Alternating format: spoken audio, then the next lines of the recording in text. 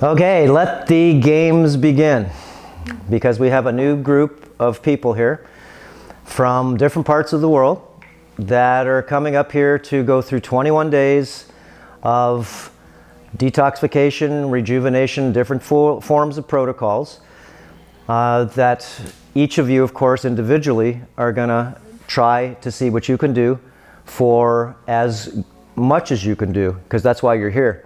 You're here to break some boundaries. We have 9 people here, and it's March 1st, 2019, and we have 21 days to be able to go ahead and actually dig deep here. So Dr. Nick is very, as he may tell you about, he's been doing fasting for a long time. And there's hardly any doctors at all that have even played in these areas at all, because fasting is something that even the doctor may go ahead and teach, but you have to do it yourself and have a sickness so you know that it does work. You do blood work so you can see that it does work. So today, I just wanted to open up, welcome to our Earther Academy Sanctuary. And you guys, like I said, are here to be able to break your boundaries. So you have to think about that. So today we're going to do for me, I know everybody already had, this is called a cacao ceremony, because this is the beginning. Let the games begin. This is the beginning of your sort of like your journey. And none of us know who anybody is. You can act the way you want to. You can be a new person today. You don't have to act like you're at home. Everybody's here as a group here, so we're all like brand new people that have, really exchanging and sharing with each other. So, cacao ceremony, like I said, is to be done in the beginning, and it's also to be done at the very end. So, if everybody has theirs, I'd like to go ahead and do the beginning toast here, just to be able to say, okay, guys, we are going to start a journey, all of us together, and you will make out this journey to what you want to make out it to be personally and also for the group collectively. So anything that you need here that you feel confused about or what you're doing, remember, we got a good group here. So ask. Any types of workshops that you want to go ahead and see or questions that you have, go ahead and ask. But here we go. Let's take a last bit of food, okay, for the next days ahead. And 14 days, Dr. Nick will explain to you, is going to go ahead and be a very sacred time for you to be able to go ahead and do liquids. So here we go. Your last bit of food. Enjoy it. And don't swallow it so fast. Remember, it's your last bit of food. You're going to put yourself in jail. You're going to not eat anything for the next, let's say, 7 to 14 days as far as food. And so this is, remember, just like when you refeed again, it's thinking it. It's the last bit of food, and when you start to refeed, it's not that you stuff your face. No, enjoy it. Enjoy it. Taste it. Because you're putting yourself in this prison, okay, of fasting right now, which is going to give you a total new outlook on life. Okay, so everybody has addictions, no matter who you are. I don't care if it's even the same programs that you do at home. You have a cup of coffee, you want a cigarette, you have certain things you're doing. Here, remember, break all your programs. Try to go to bed early if you can, and wake up with the sun. And watch the sun come up right over there, right over the ocean. Beautiful. And remember, the day progresses, try to, go ahead and really, if you can, try to rest as much as you can too. You came here to rest, but we also have a lot of things for you to do if you want to do them. And try to push yourself, especially with the stretching classes, any exercise. We do a lot of walks, even though you're fasting. Try to do what you can do. If you don't feel like doing it, well, don't do it. But then again, tomorrow, if you feel like doing it, then try it up. So here we go, guys. We will start this journey, and the first 3 days is the hardest. That's it. And after that, you'll feel more energy, but you will have a lot of maybe minor turbulence, or some people will have some heavier turbulence. Just depends. But remember, you're all here at the same time, and everybody is why we like to start these at the same time, because we used to do these where people would come in and drop in at different times, but that doesn't work well.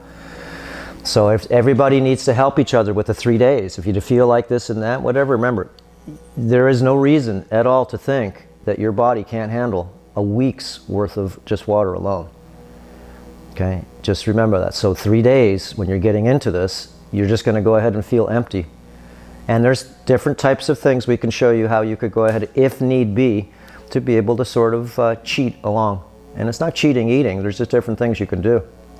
Salt under your tongue, to all different types of things that you could, sort of like warm cup of even water with just warm. It doesn't matter, it's still warm, it makes you feel good. So I'm going to pass this over to Dr. Nick, and again, this is a special thing for you guys to be able to really try. Remember, you came here, it took a lot for you to come here, so really try, as we'll try, to go ahead and help you guys in many ways. But again, Jackie does exercise classes every morning too, yoga. It's really good for you to go ahead and go through these, especially when you're water fasting. Dr. Nick does excellent yoga. He stretches pretty good for an old guy, okay?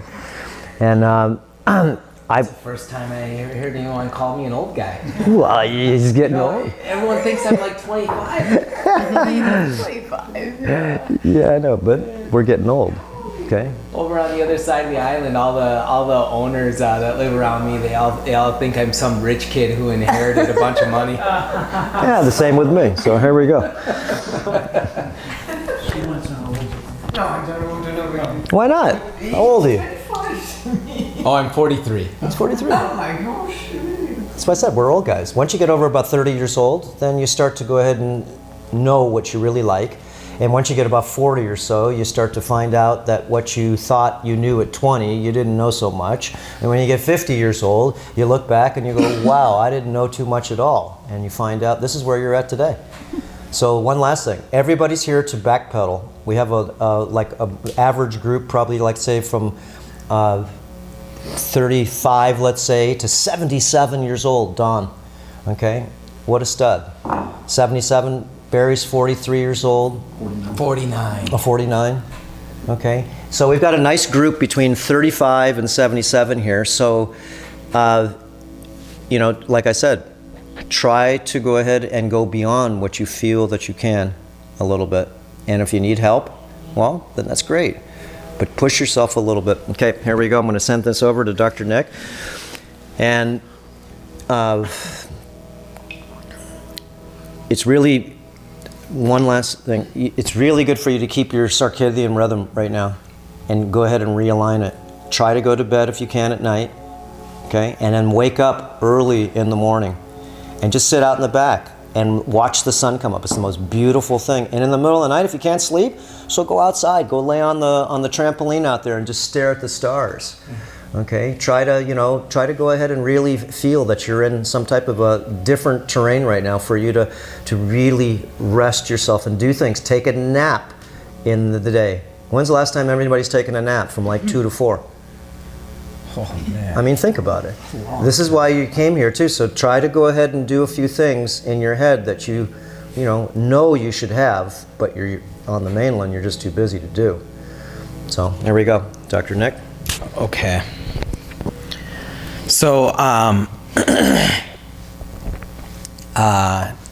the end of this, please stay here because I want to first hear from everybody, and then I want to go over important things such as moving forward. We'll go over the yoga classes, and all the other therapies that I want to prepare you guys for as we move forward.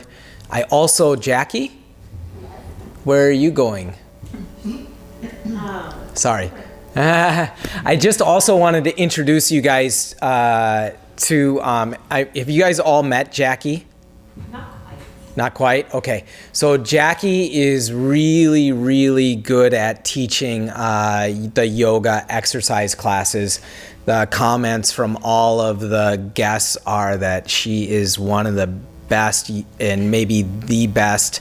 You know, their comments are that she's like the best that they've ever worked with in terms of teaching with the yoga classes. And then here is Carmen on this side. And if you guys can, it's a good idea to just come over here and just so you guys can just be. They're the camera people right now. Yeah. So you can't Okay. see them. All right. We'll And go so ahead Carmen also, you'll see her in the yoga classes sometimes if she has time. She's helping with a lot of different things every day. Well, most of you have already met Carmen because she picked you up at the airport. Yeah. Okay. And then this is Nathaniel, whom you guys have met, and he's helping with the assistance with the medical side of things, and he'll also oftentimes be seen in the yoga classes and throughout the day helping with things here and there. Okay, and then in terms of me and my part in assisting you, I just really want to help to, number one, clinically be able to guide you. So that's why we do check the blood and urine samples every week. And he's also going to fill me in on all the different information that he finds every day when he sees you guys during rounds. And I may also be with him sometimes during rounds. I've done a lot of water fasting in my life because of my health conditions that I developed when I was younger. I started to get sick at the age of 21. I was probably already sick, but I didn't know I was sick. So, you know, what we often find is people one day realize they're sick and, you know, think that it just happened yesterday. Yesterday, everything was perfect, everything was fine, but that sickness was developing for years, and they were actually sick before they developed the symptoms.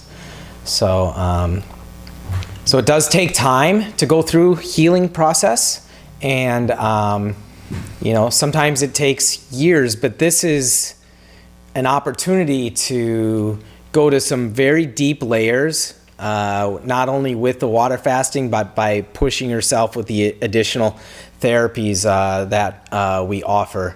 And I'm fortunate because a lot of these additional therapies I had never practiced with prior. But Dr. Cassar has given me a whole new education on additional detoxification therapies, so that you guys can even go to deeper layers than just water fasting by itself. So, and I always encourage people to, once we get into water fasting starting tomorrow, to really, really, really mentally just really realize and understand how important it is to allow yourself to go through this process, which can be extremely uncomfortable at times. And your temptation is to, oh, this is too hard, I need to stop, you know, and you know, your mind starts telling you, oh, this is not good for me, I really should be eating right now, that's much better. Most people would tell me that eating is way better for me right now, and I know that if I water fast another day, now I'm really going to be doing the wrong thing. But really, unless I tell you, I look at your blood work and I look at your other tests and symptoms, and I say, no, you should not be water fasting right now, and I'm the one who tells you to break your fast, more than likely the reason I didn't tell you that was because if you continue fasting, you're still gaining more benefits by doing so. And as you get to those days where it gets harder and harder, those are the days when you're probably getting more benefit than the other days. So if you can just really, really just decide that you're going to use these 21 days, because you're already here. You're already here. You came here. You're going to be here for 21 days. You might as well push yourself and get as much benefit out of these next 21 days as possible. And of course, if you need to, talk to me individually about, your situation, obviously we will do so and confirm, what the best plan for you is moving forward. But I just want to encourage you guys to really get as much benefit out of this process as possible, and be very thankful and grateful for having this place to be. Because there's not a lot of places in the world where you can do this and not be exposed to a lot of toxicity in the environment. So Dr. Cassar has gone to great lengths to make sure that there's no wireless exposure here, so that you can have the best environment to allow yourself to heal. So I know that can be an inconvenience in our modern lifestyle, but it's not easy to set up a retreat place like this without wireless. And you got wires in all your rooms, and we have connectors if you have Mac, because if you need a little special connector. So you got everything that you need. It's just. And then for you guys who are in the middle house down there, we call it the middle house because the bottom house is our neighbor, Martha, and then this always, I don't know, maybe that's, you know better why we always call it the middle house. It's just always been called the middle house. Well, it's the middle house to me because I also have another farm, 14 acres, and so that's the bottom farm, and we have the middle farm, and the upper farm. Yeah. So, have fun walking through and look at all the plants and go down to the waterfall. Remember, this is like sort of like going to the Mirage, and it's all natural, the hotel. Go on the waterfalls. Yeah. Okay. And really, use this place for what it's used for. It's for your regeneration. And so for those who are in the middle house, I'm assuming real soon they'll be having wired. The internet is already in that house. It just needs and he has the plugins now. So I believe. Oh, the IT specialist right here. Yeah, he might help us out on that. Put a couple clips on there. So and the TVs down there already are connected with the cable and everything. So, okay. Just so you guys know, I just got that place like a month ago. So it's been a lot just to make it so, and that's my house, remember. I'm moving out of the caretaker's dwelling over there, and that's so you guys are in my house before I even got a chance to be in my house. So you're christening it. Nice. But those views from that house are really nice, aren't they? Yeah, really nice views from over there. So, okay, so again, I'm going to pass this around. And all I ask is that you guys could share a little bit about how or what motivated you to come here for this experience. And usually everyone has an interesting story. Don't worry if yours doesn't seem like it's interesting. But it's good, just the camaraderie of having, being able to know a little bit about everybody, and you guys are, in this thing together to share this world and life together for the next 3 weeks. So it's always nice to have an idea of where people are coming from and how sometimes best we can help other people, because you guys are here to help yourselves, but you might find yourself in a situation where you're helping your neighbor once in a while, and talking to them and maybe helping them out a little bit. Maybe we've got 1, 2, 3, 5 people staff-wise, but sometimes you might find yourself in that similar position of just being a friend to to your mates here. Trading stories. Okay. All right. So I'm going to pass it off to Nathaniel. And Nathaniel, I'll let him share a little bit about him to you guys. But like I said, he's a formerly educated nurse practitioner, and he's way more interested in working in an environment that is holistic minded. And he's specifically interested in the water fasting and how that clinically affects people. And so yeah, he did the last program with us, and he's been very helpful with doing the rounds and check-ins with you guys. And so he'll be here for this group as well. So I'll let him share a little bit about himself. Okay? All right, great. Thank you, Dr. Nick. So again, I'm Nathaniel, and I'm a nurse practitioner. I'm originally from the Oregon coast, and I grew up with asthma. It was pretty bad when I was a kid, and I remember in high school I was around 220 pounds, so I used to be a pretty heavy dude.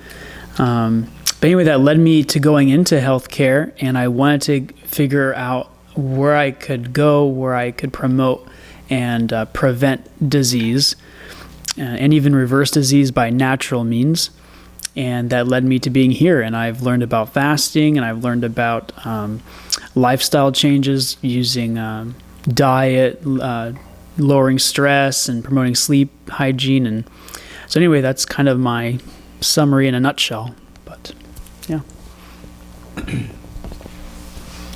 My name's David Stevenson. I'm originally from Florida. I was 12 years old. For some reason, I decided for 3 days that I would drink chocolate milk, and I did that. It was quite an experience.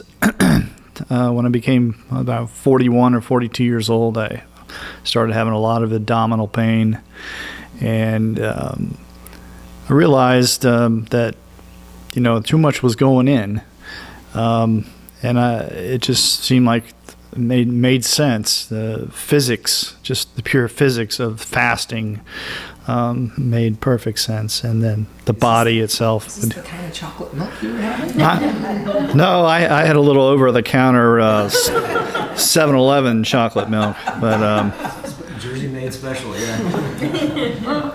anyways, that 7-Eleven mentality,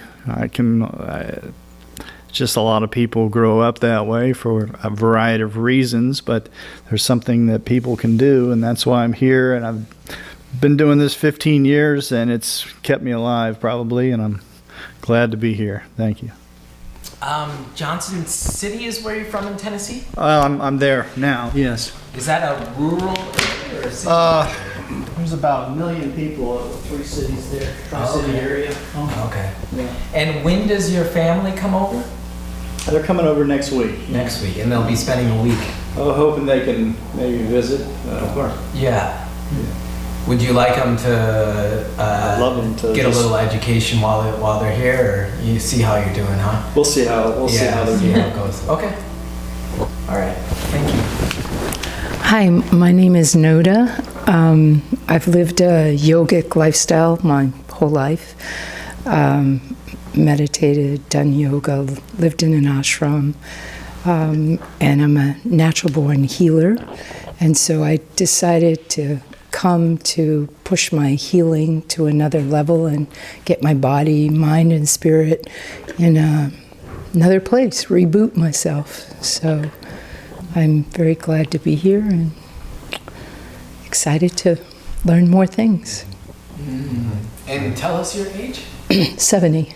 Oh my gosh. She looks What? so much younger, don't you think? Yeah. I wouldn't even, Yeah. Especially Dawn, too, 77. Yeah. Yeah. Most people 60 years old can't even walk right. No, you don't fit in with your 70-year-old colleagues. No, I don't. I definitely have a hard time. Yeah. My sister lives in a retirement community, and she invited me there, and she's younger than I am. And I said, "Oh God, I can't go around in the golf cart. No, sorry, I'm out of here." Okay, No. good. Yeah. How many of you guys will be joining us for our daily exercise classes? Important to do. I'm Yeah. going to be there. Yeah. As long as You I- guys promise? Oh, yeah. Yeah? Okay. Because what we found in the past is that our group like slowly Dwindle. starts to like, oh, not today. tomorrow, I promise. Well, All right, I hope so. I just did a 12-day fast on my own. So Yeah. and then when my sister told me about the place, and so I got on and emailed you right away, and Okay. and that's when I'm one of these go-getters. I said, yeah, I'm doing it. Right. And she wouldn't, my two sisters wouldn't come. So I broke the fast for 3 days so I could come here and travel. And then We had I'm- 3 people book last minute as Dr. Cassar new house became available. So we had We've got Noda so many people that want to come. So Wow. it's nice to have a good group. Yeah. and Cindy booked last minute for that opportunity. Yes. We were fully booked, but then I had a discussion with Dr. Cassar the day our last retreat group ended, and I said, "Well, shoot, can we put more people down there?" He said, "Yeah, all right." So then I said, "All right, I'll let you know on Sunday what the result is." And Dawn was a commitment, like I think that Friday or something, and then I think on Sunday I had you guys. I was Yeah. like, there it is, done. Well, thanks for giving up your house. Yeah. Yeah. It's a nice place down there. It is. I love It is. Listen to the waterfall too. Yeah. Yeah. It's quiet down there. 30-foot waterfall down there. Yeah. And we have, like, if you haven't seen the waterfalls yet, with TC, No. we built all those too. Oh, I really? mean, they're waterfalls, but we raised the water levels up. We made it so you can have a path. Took years to do this, a little at a time. Walk down so you can make it down. If not, it was 10 feet of weeds and trees. You couldn't even hear or see the waterfalls. So when you do go down to the waterfalls, though, make sure you do wear footwear somehow. And if you are going to go in the water, make sure someone's with you, just in case. Is it chilly? Oh yeah, yeah. It's cryotherapy. Yeah, It's like in the 60s. it's good cryotherapy. Yeah. Yeah. And when it rains, you really don't want to go in. You'll see because it's brown water. Yeah. But otherwise, that water that comes out of there is from an artesian spring 500 feet above that. So it just comes right out of the ground. So it's really special water, just because it hasn't been contaminated at all. There's like 5 different people. We have a little cement area where we actually collect the water, and there's hoses going all over the place because they used to use this back in the 20s and 30s because of the clean underground water. So 5 miles this way and 5 miles this way, that's all on the big island here. This is where you have your underground spring waterfalls. They flow all year long, and they're not just because of the rain. So when it is brown in there, though, it's not really good to go in the water, just because it just, it's good to be able to see where you're walking and everything else. And there's fish in there and big lobster, but Oh, wow. yeah. Is it, is the pool big enough to swim laps back and forth a little bit? A little bit. A little bit? Well, there's a couple of different ones. We made 3 different pools. So I need to go down there because we had a good windstorm and a rainstorm there, so I gotta make sure everything's still doing good there. But otherwise, it's a beautiful thing for you to go ahead when you feel, especially when you feel like you're going through a little turbulence and you're fasting. It's really good when you go out of the sauna, you go in there and see if you can not just go in the water, try to stay under the waterfall if you can Yeah. for like 10 minutes, 15 minutes, even 20 minutes where you get out and you're shaking.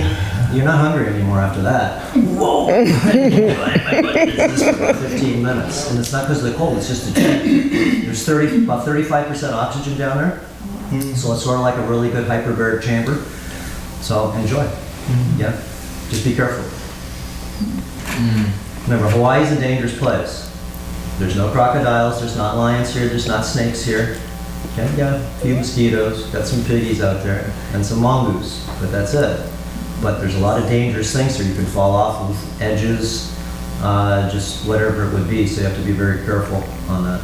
I saw the mongooses earlier running around those big bins out there. Oh, and they're looking for anything they can eat. They eat little baby birds. They eat my goats this big. They eat my little baby piggies this big. So they eat every chicken egg, basically, that I have, unless we have to go out there and guard the chicken hen house. You got a mongoose that's only this big, and it can kill a bird this big. Yeah.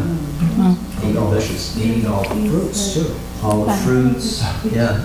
And also one last thing, leaving your door open, we try to have screens, and it's only because the mongoose will come in sometimes. And it's really hard to get out of the house. So remember, mongoose are in the day, and they were brought here to eat the rats.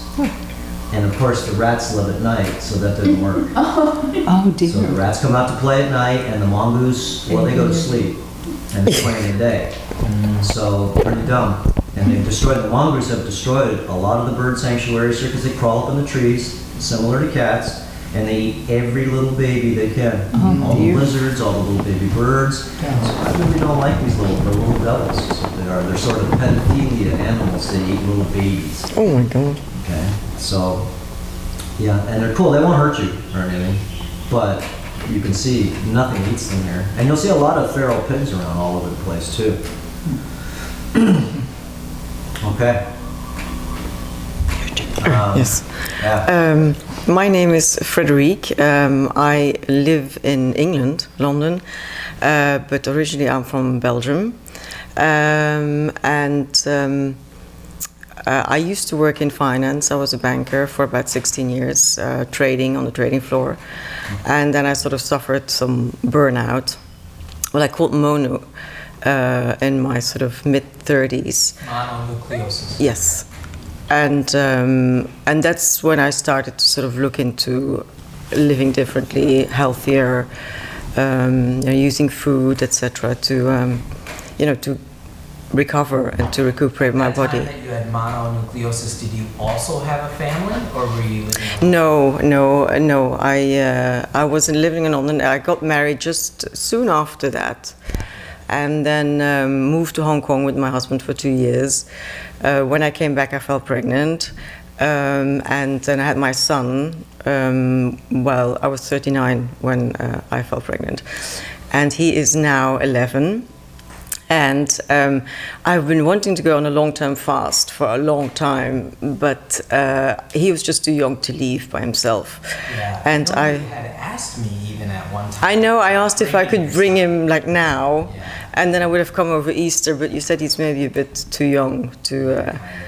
I thought so, but I was like, oh my God, I didn't want to leave him, and it's still, doesn't feel good. But here I am, and I'm just looking forward to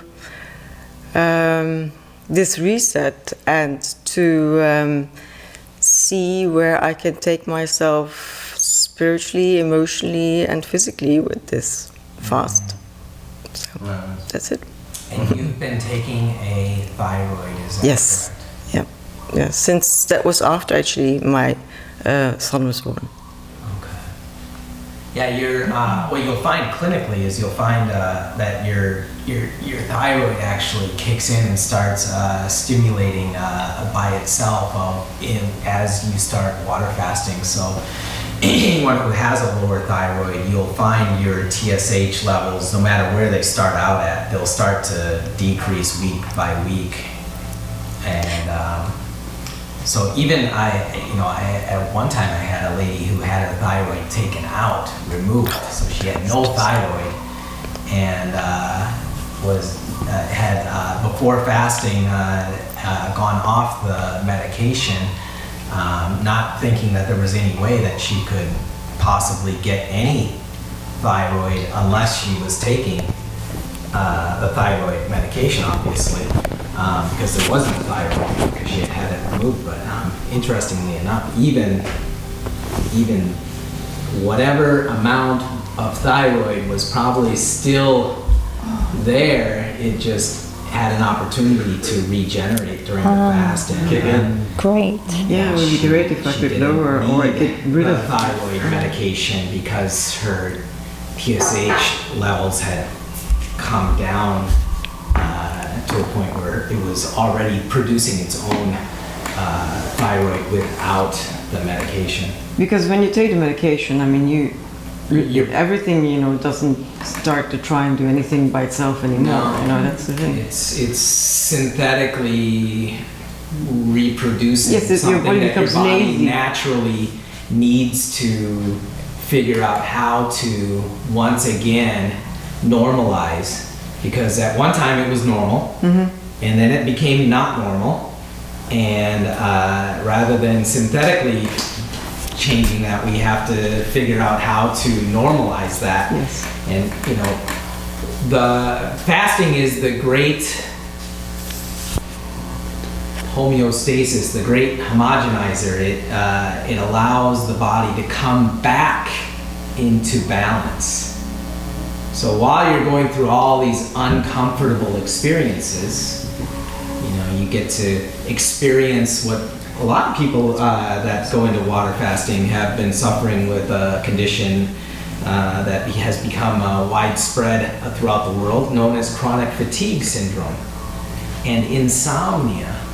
So they wake up feeling like they didn't get enough sleep, and then they go to bed not being able to sleep. Anyone ever experienced that? Yeah. I know I did. Last night. Yeah. And so that's because the adrenal glands are not having that normal secretion of higher amounts of cortisol in the morning, lower amounts in the evening, and now it's doing exactly the opposite. You're getting low levels of cortisol in the morning and high amounts in the evening. So you need to go to sleep, but then your body just won't allow yourself to go to sleep. And when you're going to water fasting, what you'll find is that those morning cortisol levels will start to go from low to high. And then when your morning cortisols are high, your evening cortisol levels are going to be low. And that's because your body, again, it starts to regenerate those adrenal glands. And those adrenal glands are very important because they affect all your other hormones. So all the other hormones, your female hormones, your male hormones, all follow what's happening with your cortisol levels.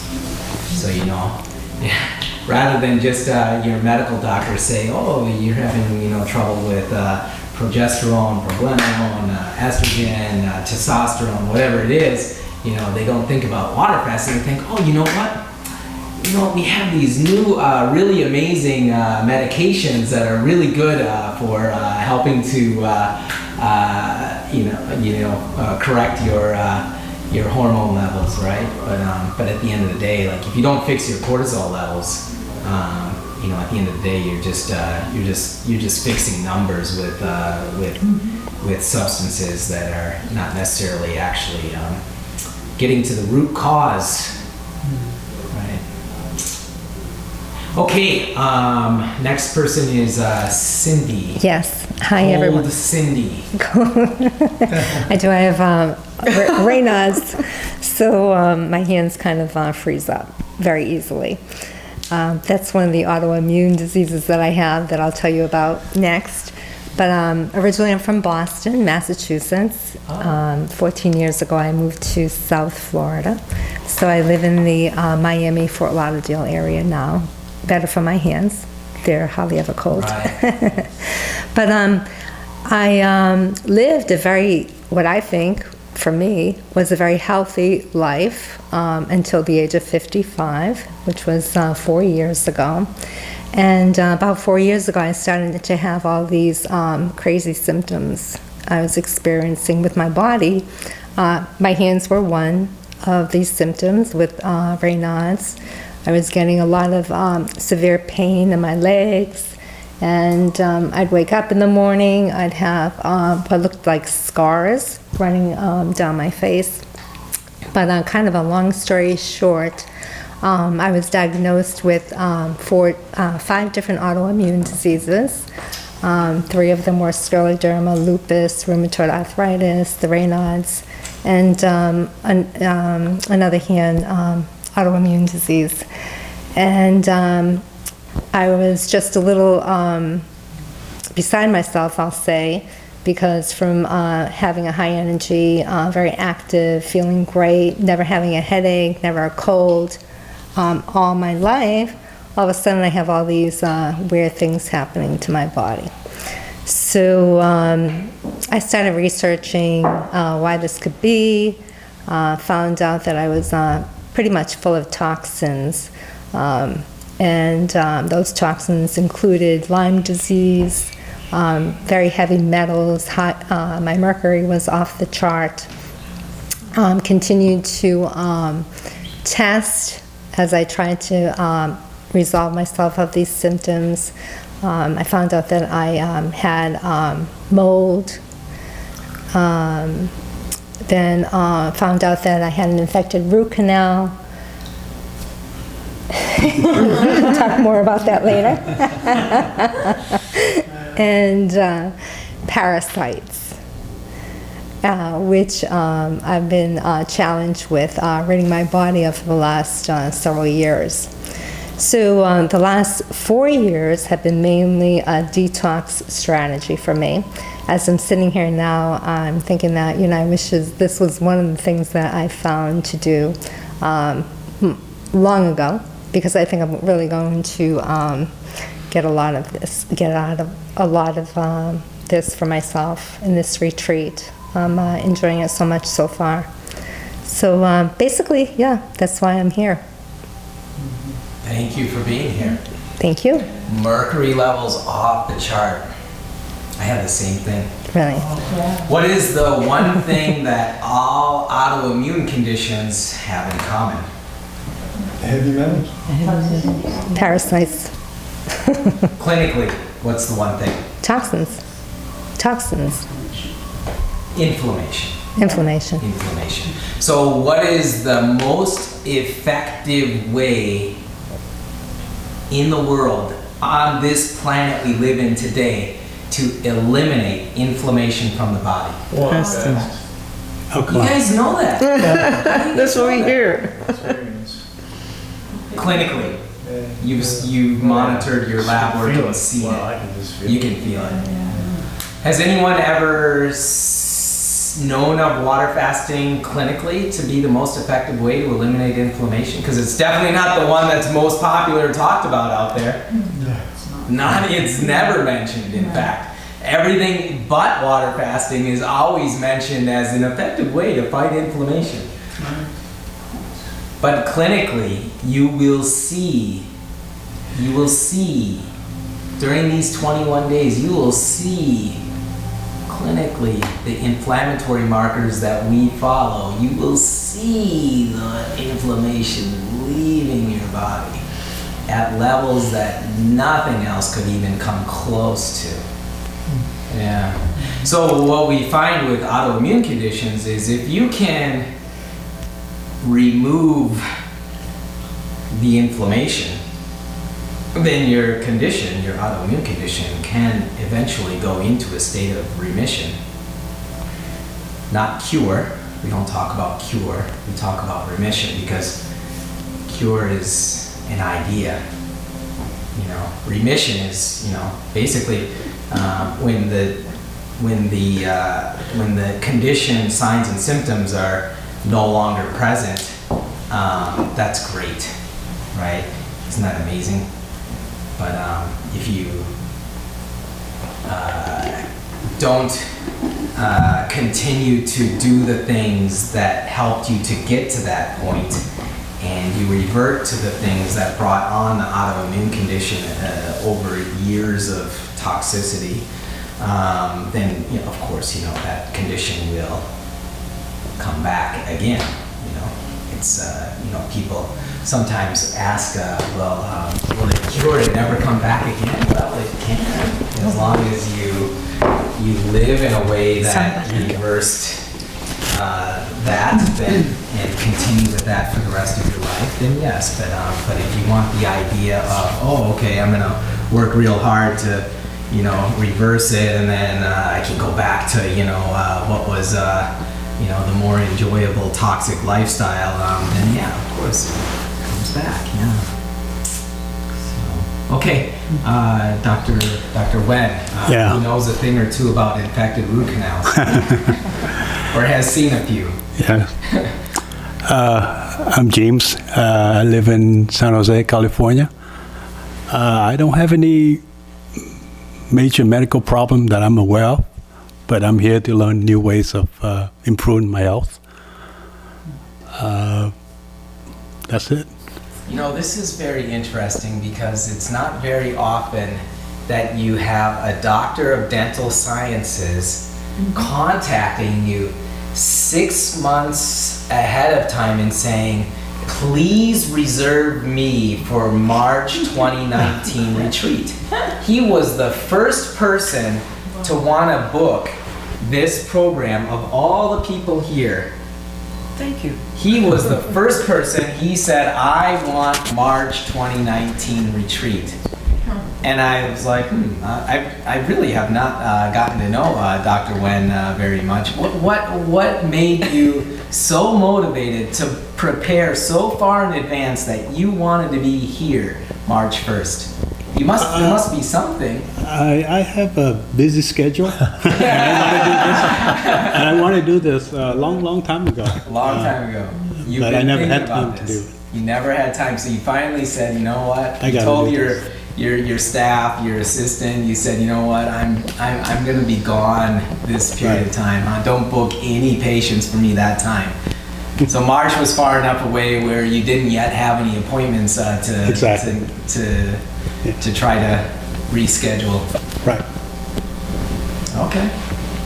And what was the reason you wanted to be here for so many years? I done a few 3 days fast before, but as a longer fast, like 14 or 21 days, Okay. I want to be in an environment that a controlled environment. And there's It's not super- that many people in your profession that are interested in water fasting. As far as I know, Yeah, I don't know any. are you the only one you know of? Yeah. Are you exposed to a lot of toxicity in your workplace?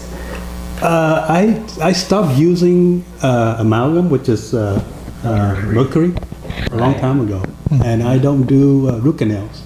You don't do the root canals. No. I stopped doing it a long time ago. Have you got other ways then to do it? Wow, you I stopped know, doing the I mean, root canals. sometimes they force you Right. to. Wow. Deteriorate. We're just extracting them now, is that? Yeah, You're doing extraction mainly. and not saving the tooth. Not trying to save And then you're anything. doing implants or Implants. you're doing implants? Yes. Are you doing them yourself? Yes. Wow. But I use titanium implants. I Yes. haven't got to the point where I use the zirconia implant yet, Right. because not a lot of people want to do that yet. It's expensive. Expensive. That's why. Right. So you use titanium to fill it in? Right now, yeah, titanium is a component. I mean, And it's a pure the crown, ingredient. are you using zirconia or the Ceramic. ceramic? Mainly zirconia. You're using mostly zirconia for the crown. Yes. And what do you think about the zirconia for the crown? Is it I- working well? It's pretty strong. It's pretty. Oh yeah, it's one yeah, of the yeah. hardest. I had a dentist tell me that they felt like where you're chewing, they told me that they thought the zirconia was too strong for that area, but I don't know. You know, I'm sure every dentist has an opinion on that. Zirconia is pretty hard. Yeah, It's they where felt like it was better to have the porcelain, I guess. Is it porcelain or ceramic? porcelain. Porcelain, yeah. Yeah. They felt like the porcelain is better for the area where you're biting, but I don't know. Well, porcelain also wear the other. It's pretty hard too. Yeah. But it's less harder than. I mean, it's less hard than zirconia. Yeah. But they. You put the zirconia in any location. It just depends. Yeah. Depends. If patient needs a lot of teeth to be done, then I use zirconia. Do you feel like the implant is something that will last almost the life of the person, or? Well, right now, It's hard to know. Yeah. hard to know. There's not enough research. Right. Yeah. But 15, 20 years is the average. Yeah. Yeah. Oh, 15, 20 years so far they know is the average. Yeah. Oh, interesting. So that's not Not too bad. that long though. No, either, it's is not it? that long. Oh. That's what I have too, zirconia. But dental hygiene is so important, isn't I it? know.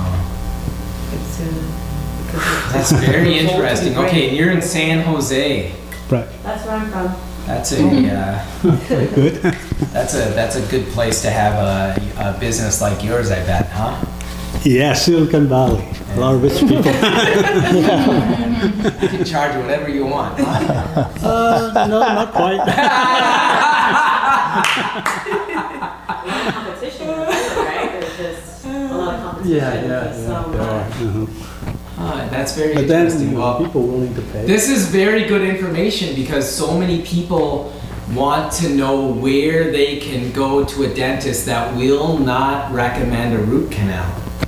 Dr. Cassar has so many people who want to know, and I don't know that he even knows this. Have you talked to Dr. Cassar yet? No. Oh, okay. So if he knows this, that'll be good for him because he would like to refer people to you.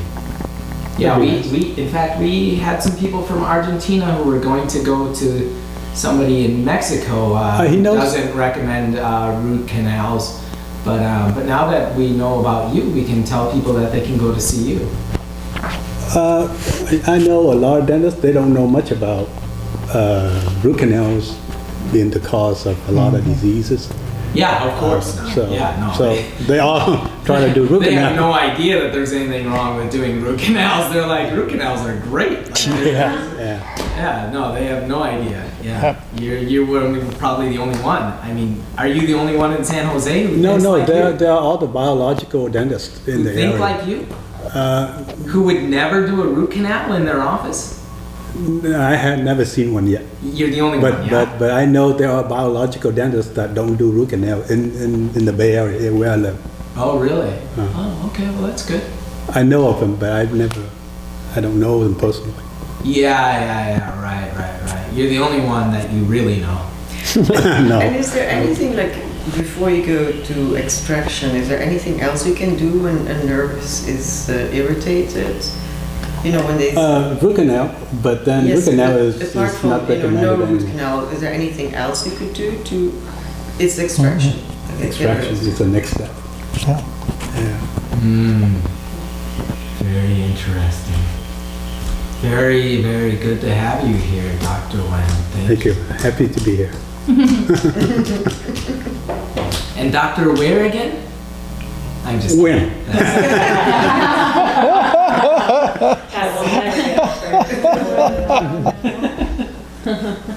Dr. San Jose. All right. Okay. And Don. Yes, I'm just back from my 6th trip to Costa Rica, doing all implants, all replacements of my teeth. My last trip I went down. All. Every one of your tooth is an implant. Some is a bridge without something in the middle. And the last time I went down there, they had put one root canal. And when I found out I had cancer, I felt like I wanted to get that root canal out. And I had an implant in between, a 3-tooth bridge. So I went down there and they pulled them all out. And they said they were very infected, and I didn't know it. I couldn't feel that they were infected. So I got that out, but I've got all implants, yeah. Wow. And there's zirconium with porcelain, and they're titanium, not zirconium. I wish it's so much more expensive for the zirconium. Oh, you mean the actual implant? Yeah, they're all titanium. Titanium, yeah. Yeah. What do you think, Dr. Wen, about the titanium? Do you think that those are safe?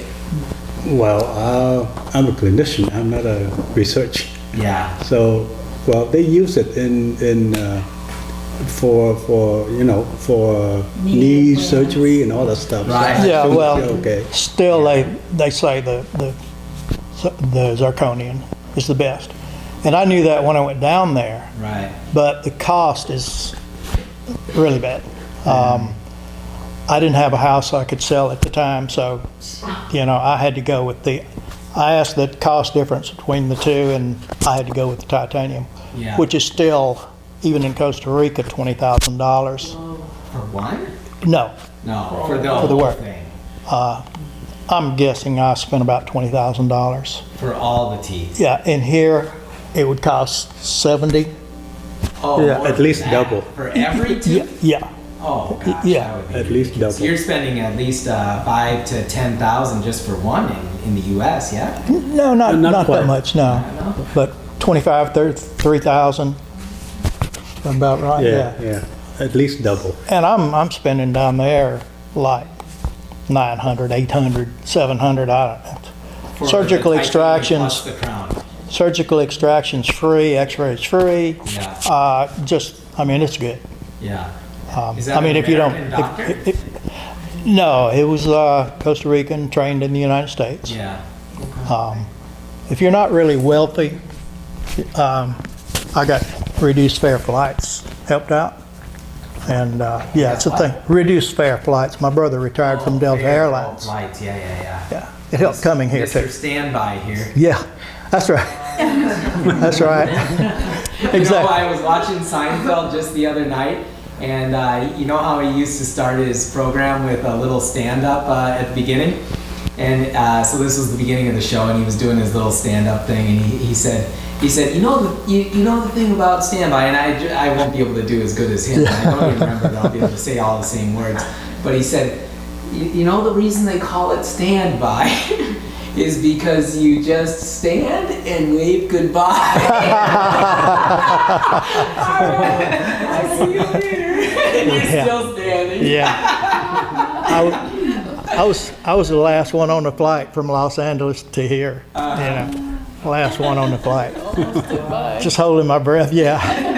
And, but so what caused all my teeth to break off was 10 years of antibiotics from a staph infection that I still have.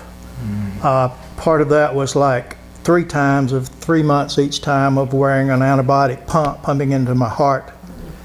And so broke all my teeth out, ruined my digestive system. And I think that, plus the dental infections that I just got rid of, was the cause of my cancer. That's what really brought it on. I've always led a pretty healthy lifestyle. And so the staph infection led to all this other stuff, and it just collapsed. And I got my dental problems straightened out, got the infections gone. I need to work on my digestive system. My gut is in bad shape. And Where is the location? Do you have abdominal lymphoma or? no, I've got lymphoma. It's stage 4 of an aggressive form of lymphoma.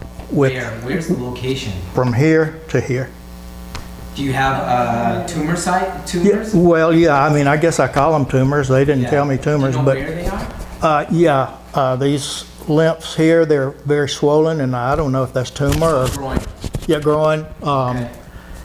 And mostly the rest of them in my neck and in the back of my skull. Can you feel them? Yeah, and all Up to this. the neck? Yeah, By palpation? no, I just feel the knots. Yeah, you can feel it by Yeah. touching. And this shoulder is partially paralyzed. And all this, every bit of this happened. I went to a doctor to get a biopsy. And he said, of this swollen lymph gland here. And he said, well, we'll just take it out. We'll just remove it and do a biopsy when we get it out. Immediately after he did that, I had electric pain all through here and some down below. And this shoulder started getting paralyzed within 5 days after. Okay, so one of them was removed? Yeah, one lymph gland. Probably hit one of the nerves there. He did, yeah. course. But I think cutting that lymph gland out was the cause. I think it caused the cancer to just explode, is my take on it. Mm-hmm. And then all these lymph glands started swelling. This all happened most of it happened within days, and the lymph glands keep popping up, more of them. These I don't feel getting bigger. I monitor them to see, are they getting bigger or smaller, and I use that to tell whether I'm gaining ground on my cancer or not. I don't seem to be, and I've been working hard on it. And I felt like I needed more supervision and more outside information than what I had. I cured my dad from cancer when he was 89 years old with a diet that I found from a nutritionist. The doctors had sent him home to die, and he wasn't far from death. When I found this diet and put him on it, and in 7 weeks he told me, I don't have cancer anymore, and he didn't. And he lived to be 98 and a half. Never had cancer again, never went back to his oncologist. Died from something completely different. And so I believe in all this. I've been trying what I know, and it hasn't been enough. I've never done water fasting. Have you read about water fasting and lymphoma before? I may have. I know I was reading about your water fasting. I don't know if I associate. So we supervised a guy with lymphoma, again stage 4, and he said, F you, chemo, radiation. Yeah, me too. And he went into complete remission after a 21-day water fast, and then continuing on, and he did some more water fasting even after that 21-day water fast. And then another case, which I was not involved in, happened just a little bit after that, came out of True North Health Center. It was another case of lymphoma. And I don't know if they said no to chemo and radiation, but I'm assuming that they must have. And they did a water fast, and they also reversed lymphoma. It's one of those cancers that has responded favorably to water fasting. But of course, these are cases that said no to chemo and radiation, because if you've already said yes to chemo and radiation, I've had people who said yes to chemo and radiation and later wanted to do water fasting, and unfortunately their ability to reverse is much not happening because of what chemo and radiation does to your regenerative white blood cells. And it's just, at that point, you either said yes to chemo and radiation, which is basically saying, yes, kill me. Exactly. Slowly kill me. Yes, you'll cure my cancer for a short period of time. Right. You'll kill everything. Yeah. So of course your success rate is, as you want to call it, 95%. But then if you look past 5 years, your success rate sucks. But the first 5 years, oh yeah, we're always successful at killing cancer. Of course you are, because you use the most toxic shit in the world. You're going to kill everything. Of course you're going to kill cancer. And your quality of life is not. It wasn't a miracle. It was a lot of toxicity that killed everything.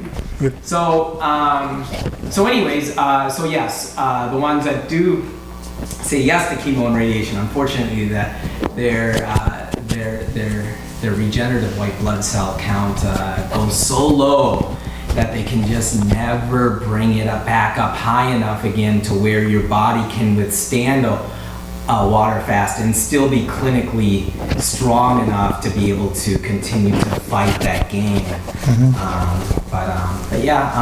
So we haven't actually gotten a health application form from you, so I just knew a little bit about you. And one of the questions I asked you was, remember, that was one of the questions I asked you the day you called me.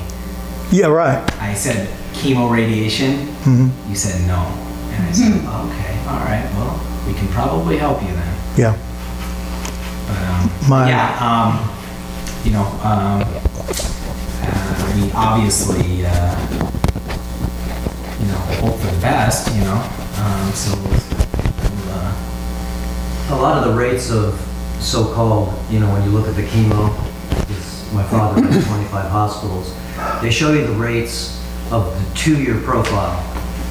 And the 2-year profile, what Dr. Nick says, Oh, it looks great. is good, but it's the 5-year profile plus. It doesn't look It's so good. 95%, 90 to 95% death rate by another entity. Okay, lymphoma is a parasite in your lymph glands. Okay, maybe brought on by toxicity, heavy metal poisoning, by maybe bisphenol A plastics, by Wi-Fi, radiation, and/or wireless technologies. Okay, by fluoride, by mercury fillings, by maybe just your job that you did. Okay, so there's many, many different factors, and so this is where I see a lot of the factors are all collectively accumulating on everybody. And the number one thing, if anybody wants to regenerate here, is to what? Number one is to get out of the wireless technology. That's number one, okay? And number two would be to decrease the amount of toxicity in your body. You can't regenerate unless, that's why I don't allow any Wi-Fi here, okay? And if you're using your phone, I've been watching people already. I don't want to see anybody ever put a phone up to your head ever again, because it's not a cell phone, it's a microwave transmitter. Okay, and let's say, let me just grab the mic real quick. Let's say if you have, and this is how it works, this is non-thermal radiation. Okay, this is an important point for you to understand. And non-thermal radiation means what? That microwave is not going to heat up your tissues. But that's true possibly just in clean tissue. But what happens if you have aluminum in your brain and you put up that phone into your head and you put aluminum into your microwave? What happens when you turn on the microwave? Sprinkle up some aluminum.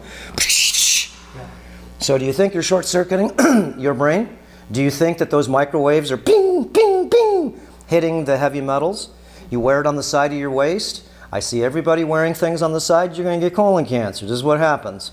Oh, here, girls, wear it back here. Okay, go ahead. Put it right here. Why are you doing that? Is because you believe that that cell phone is not a microwave transmitter. It's a microwave transmitter, and it's actually picking on your heavy metal particles in your system. And if it's anywhere near your gonads, you will never regenerate. You will fall apart. Okay, you will be assaulted beyond having McDonald's every day, beyond assaulted in having most of the things that are collectively on top of you right now that's causing a lot of people to get sick. So the wireless, to me, let's say you're not using the cell phone, okay? I'll show you with my meters. I've got several different meters that I'm going to show you the power of this thing.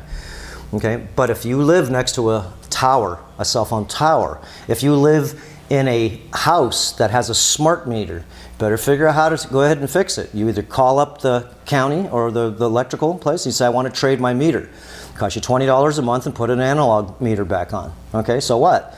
Or if for some reason it's not your place, then what do? It's simple to be able to shield your smart meter with a piece of aluminum screening. Oh, you can't get out of your Wi-Fi because you got drama in your house because everybody's using their iPads and no, dad. Okay, so what do? You put a screen around your Wi-Fi. Show you how to do it. Reduce your exposure. At night, what do? Shut it off. You don't need it on. Your cell phone, airplane mode. It's a tool. It is not it's a tool. It's not what you think it is as far as keeping it on all the time, because it's on all the time, constantly transmitting. If I put my cell phone pocket, and I didn't know this for a long time, I put my cell phone in my pocket and I left it on and my whole leg goes numb right away. I hold because I don't want to hold it up to my head. Remember, I'm just learning. I know not to do this, but I see everybody walking around like this, walking like this, or putting it up like this and talking into it like this. Okay, the antenna's on the bottom and you're radiating. So let's say you're just holding it and texting it right here. And guys' gonads, stand up, look. I'm holding it right here, I'm texting.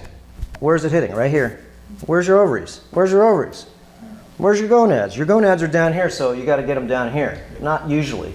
This is a war on your ovaries. And this is basically what you have to realize. Your ovaries are your regenerative system. Your gonads, okay, are the same thing. Okay? Your testosterone is produced from your testes. And females have testosterone in their system. And you need testosterone blended with your estrogen. If not, you get sick.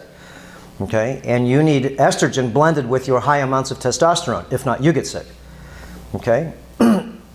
Now, if you lose all your testosterone, which basically this is what's happening with people, you'll know when you see on the internet, it'll say, men's testosterone decreased. All you see is commercials, okay, about raising your testosterone, the big T, so you can become a man again. Wake up at 2, 3 in the morning with a Woody again, okay?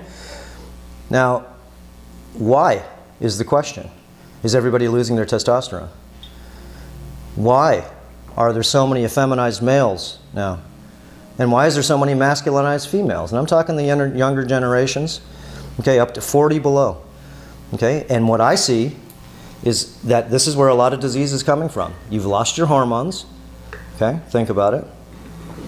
And if you lose your hormones, you lose your muscle mass, you lose your strength, you lose your will to do things. Testosterone makes you do. It makes you do. It makes you protect. And you may even not even want to protect yourself. If you have testosterone, in the old days, remember how many guys used to get in fights? Because they both had testosterone. Okay, and they're protecting their image, because most of it is protection. But right now you see that most males, it's not the war on males. That's all you hear about is low testosterone, low sperm count. No, it's females. It's the eggs. Okay, you have 250 million sperm a day that this thing makes every day. You only got 400,000 eggs, and you better protect them well, because it's a war on your eggs. Okay, it's not a war on your sperm. All it takes is a dozen of those little guys, 12 to break the zona, this little surrounding around the egg. Okay, it's called the smooth endoplasmic reticulum, and it's been shown that these iPads or infertility pads, they're actually radiating your ovaries, which are your eggs, and your eggs is very sacred to you. They are your most precious cargo that you own. Okay? And your 2 eggs are your most precious cargo because they will keep you healthy, and they will make you make you so you'll want to have a child. Okay? Your body without testosterone, just so you know real quick, the females produce testosterone, which gives them the ability to produce pheromones. As a male dog goes into heat, they don't have sex. The insects don't have sex. Everything that's in nature has a pheromone, and so do we. And the pheromones tell us to mate. Okay? They tell us to mate. So she's in ovulation, just like the dog goes into heat. All the boys around town come. Why? Because they can smell it. It comes, it's a program. They have no choice. You can't even get rid of that. Oh, get out of here. Okay, 2 weeks ago you didn't care about my old dog. Now everybody in town wants to go ahead and mate her. Okay, they want to mate her. Why? Because the pheromones are so strong. So what I see today, and you can see this, the men can't smell the pheromones. That's why they don't want to mate. And the females, you're not producing them. So this is the best sterility program I've ever seen. Okay, it's covert. It's very smart. And you have to be able to figure out, there is a system here. It wants to control the population if you're younger, and it wants to depopulate if you're older. Isn't it so? So what do? Keep your testosterone. Keep your testosterone. How are you going to get it? You're going to have to use it. You're going to have to exercise. You're going to have to go ahead and put more protein in your system. Okay? I've changed a lot of things. Remember, I'm only here to help you guys so you can help you with your health. And vegan, schmegan, this, that, whatever it is, you need to get back your health. Okay? It's not just following a religion. It's not following a science. No, it's following what your body needs, certain nutrients. So depending on who you are, you need certain different nutrients for refeeding, especially if you're catabolic. Okay? You need protein to get in. And a lot of people say you don't. Okay? Well, if you don't exercise, you don't. But if you exercise, you're stimulating your system. It needs the building materials. Okay, so we refeed on raw fertile eggs. Okay, you need those. They're full of growth hormone. They will help you rebuild, especially when you don't have any food inside you. So the miracle of eggs, if you haven't seen that little video I did on that, and we can take you to a real organic chicken farm right up the street here, and you can see what it takes to make chicken eggs organic. No one's, look, those chickens are the happiest bloody chickens in town. And then you go to a commercial place and you want to eat that. Now let's say you want to have some type of flesh. Flesh rebuilds flesh. Yes, it does. Okay, what kind of flesh are you going to have? Toxic flesh? Or are you going to have flesh that has some form of rebuilding material? Okay, which means whatever you're going to refeed with. And we did last time, we took seared tuna, fresh tuna. And you're not going to eat it raw, but I want you to eat it half cooked, okay? And as raw as you can get it, because it's the raw flesh that rebuilds the flesh. It's not the cooked stuff. That's nutrition if you want it. And even if you were going to have like a piece of steak, okay, it's because you need those types of rebuilding materials. You're going to chew it up and chew it up because it's only what the book of the Essenes says to do. Swallow the saliva. You don't swallow the carcass. That's parasite food. You chew and you chew and you chew, and this is something you're going to have to learn to do, is reuse these things right here. They're called jaws. And most people, they swallow big pieces. All you got to do is look in your poop and see how big the pieces are. Oh, I don't chew big pieces of food. Yeah, well, what's in there? Why are you got pieces of carrots that big? That's messing up your intestinal tract. You got a problem with your intestinal tract? Well, then you better chew everything to nothing. Because everything that goes through, because you may have some small areas of your intestinal tract and you're just impacting it with all this vegetable protein. Okay, it's just sitting in there. And or let's say you're eating flesh. It's sitting in there because you didn't go ahead and actually spit out the carcass, or you didn't spit out the end of the lettuce, or the celery, the kale. You got this blob of coarse fiber. And what you do is you remove it. At the end of my dinner, I got a pile of stuff that I chewed so much, and all it is a bunch of stringy fiber. And I don't want it. Okay? Because I have stomach problems. And I had to figure out how to fix mine. And I know having stomach problems is because I had parasitic problems. Okay, I had a whole variety. This is what we'll do. Remember, you guys, if you can do 7 days of water fasting, okay, remember, you're already pretty thin, everybody. Okay, so it's not like, you know, you're doing this just to lose some body fat. Doing this, most people, you're doing this to go ahead and get cleaner flesh. That means you got to squeeze your flesh. That means you got to learn a lot of these protocols, which we'll show you. It doesn't just come out. You don't just drink, water. I mean, that's good to reset your system, but how do you get the garbage out of your system? So we have various different therapies you will want to try if you want to. Okay, like how do you get the heavy metals out of your system? EDTA is one of the best ways. You just have to take small amounts. Okay, how do you get rid of a lot of those parasites in the small intestine? Do you think enemas is going to get rid of those? They don't live there. The ones I'm talking about live in the small intestine. And they're not easy to get rid of. And just because you're thin doesn't mean that you don't have 3 to 4 pounds of these things inside you. Okay, the rope parasite, everybody here, I guarantee, has the rope parasite. And if you don't know what that is, watch. And by the way, everybody gets a lifetime membership to Earth Academy, too, for coming. Okay? And, I mean, a lot of the videos, remember, they're just to spike your mind. I don't know everything. I only know a little bit. And I do change my mind as I get older, is because I find out what I was taught was bullshit. Okay, like distilled water is bad for you. Well, it is if you don't have any minerals in your bloody body. So what are you guys going to do? You're going to water fast. And remember, you guys are elderly, most of you. So what is most important is you need minerals in your body. You need minerals when you're fasting. Okay? You're going to go in the sauna, you're going to sweat, you're going to lose your minerals. Okay? You're going to change the way your body has conductivity, is because this place here, the island here, has free electrons everywhere, and you need conductivity so you can grab them, so your body will absorb the sunshine and get some food. Your body, as you walk on the ground and your bare feet on the grass, gains free electrons because you got the conductivity. There's magnetism here because you're on the tallest mountain in the world. You're not eating? Yes, you are. You're just going to have different foods. And your body may not know how to take them right now. That's why I don't have to eat too much, is because my body takes energy in all different ways, including this stone. I just have to learn how to go ahead and actually be conductive to energies that basically are called subtle energies. So there's a lot of energies. Look, going in the waterfall, what do you think that's doesn't have energy in it? That came from the tallest mountain in the world, spring water, very sacred little waterfall. Go inside it, you come out shaking. And it's not that you're so cold, it's because you're full of energy. So what do? Go ahead and do a little walking, move the energy around.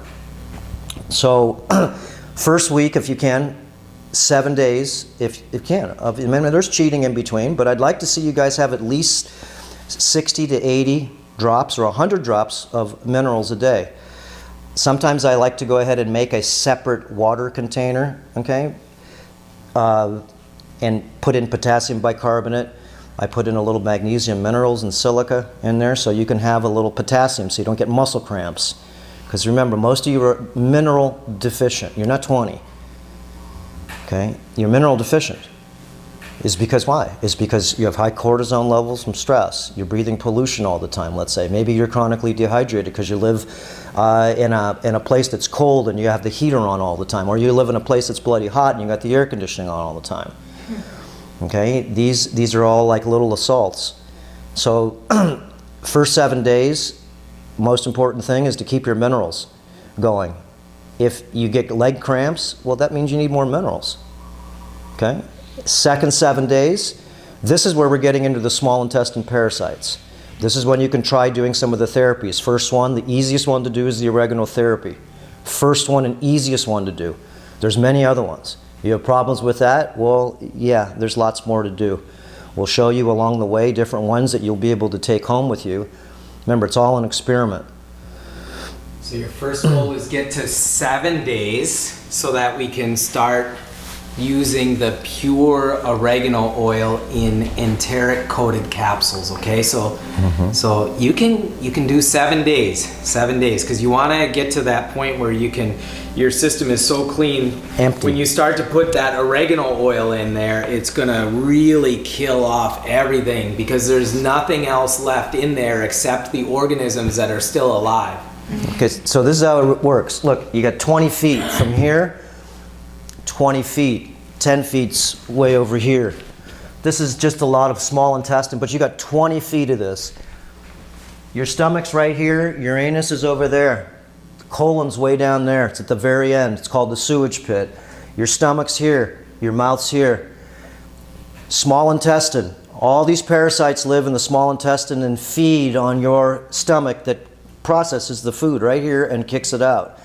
Even if you learned how to chew your food correctly, they don't have that much food if you chew up all your food. Okay? They don't have any food.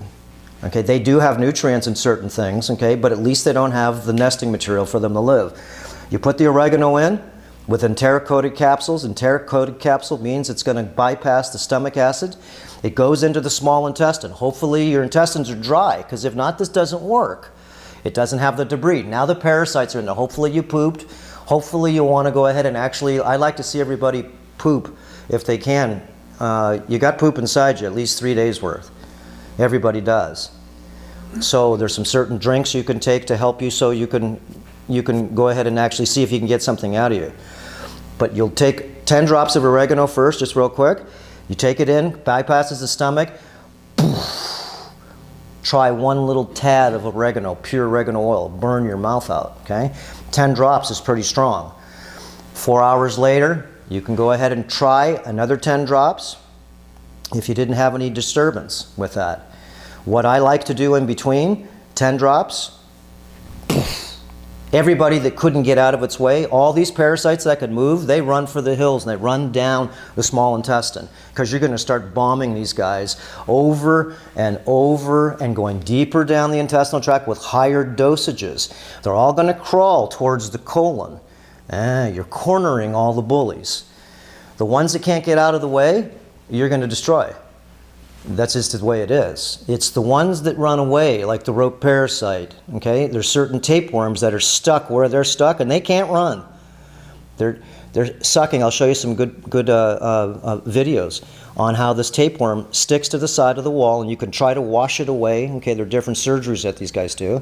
Try to wash it away and everything else. It won't, because it's attached to the head. So this is sucking your blood. So you may feel a little weak now. Why? It's because you're not eating any food, and these things are still inside you, sucking your blood. There's the parasites that are living in your intestinal tract, the ones we're going to hit with the oregano at first, those are food processor eaters. Those are like worms. They're called Ascaris lumbricoides. They can get all different sizes, and they eat processed food. Everybody's got them. If you eat processed food, if you eat cooked food, a lot of it basically, then they're doing you a favor. They're decomposing the dead material in your stomach. It's not that it's bad to have some of these parasites, it's bad to have colonization of these parasites.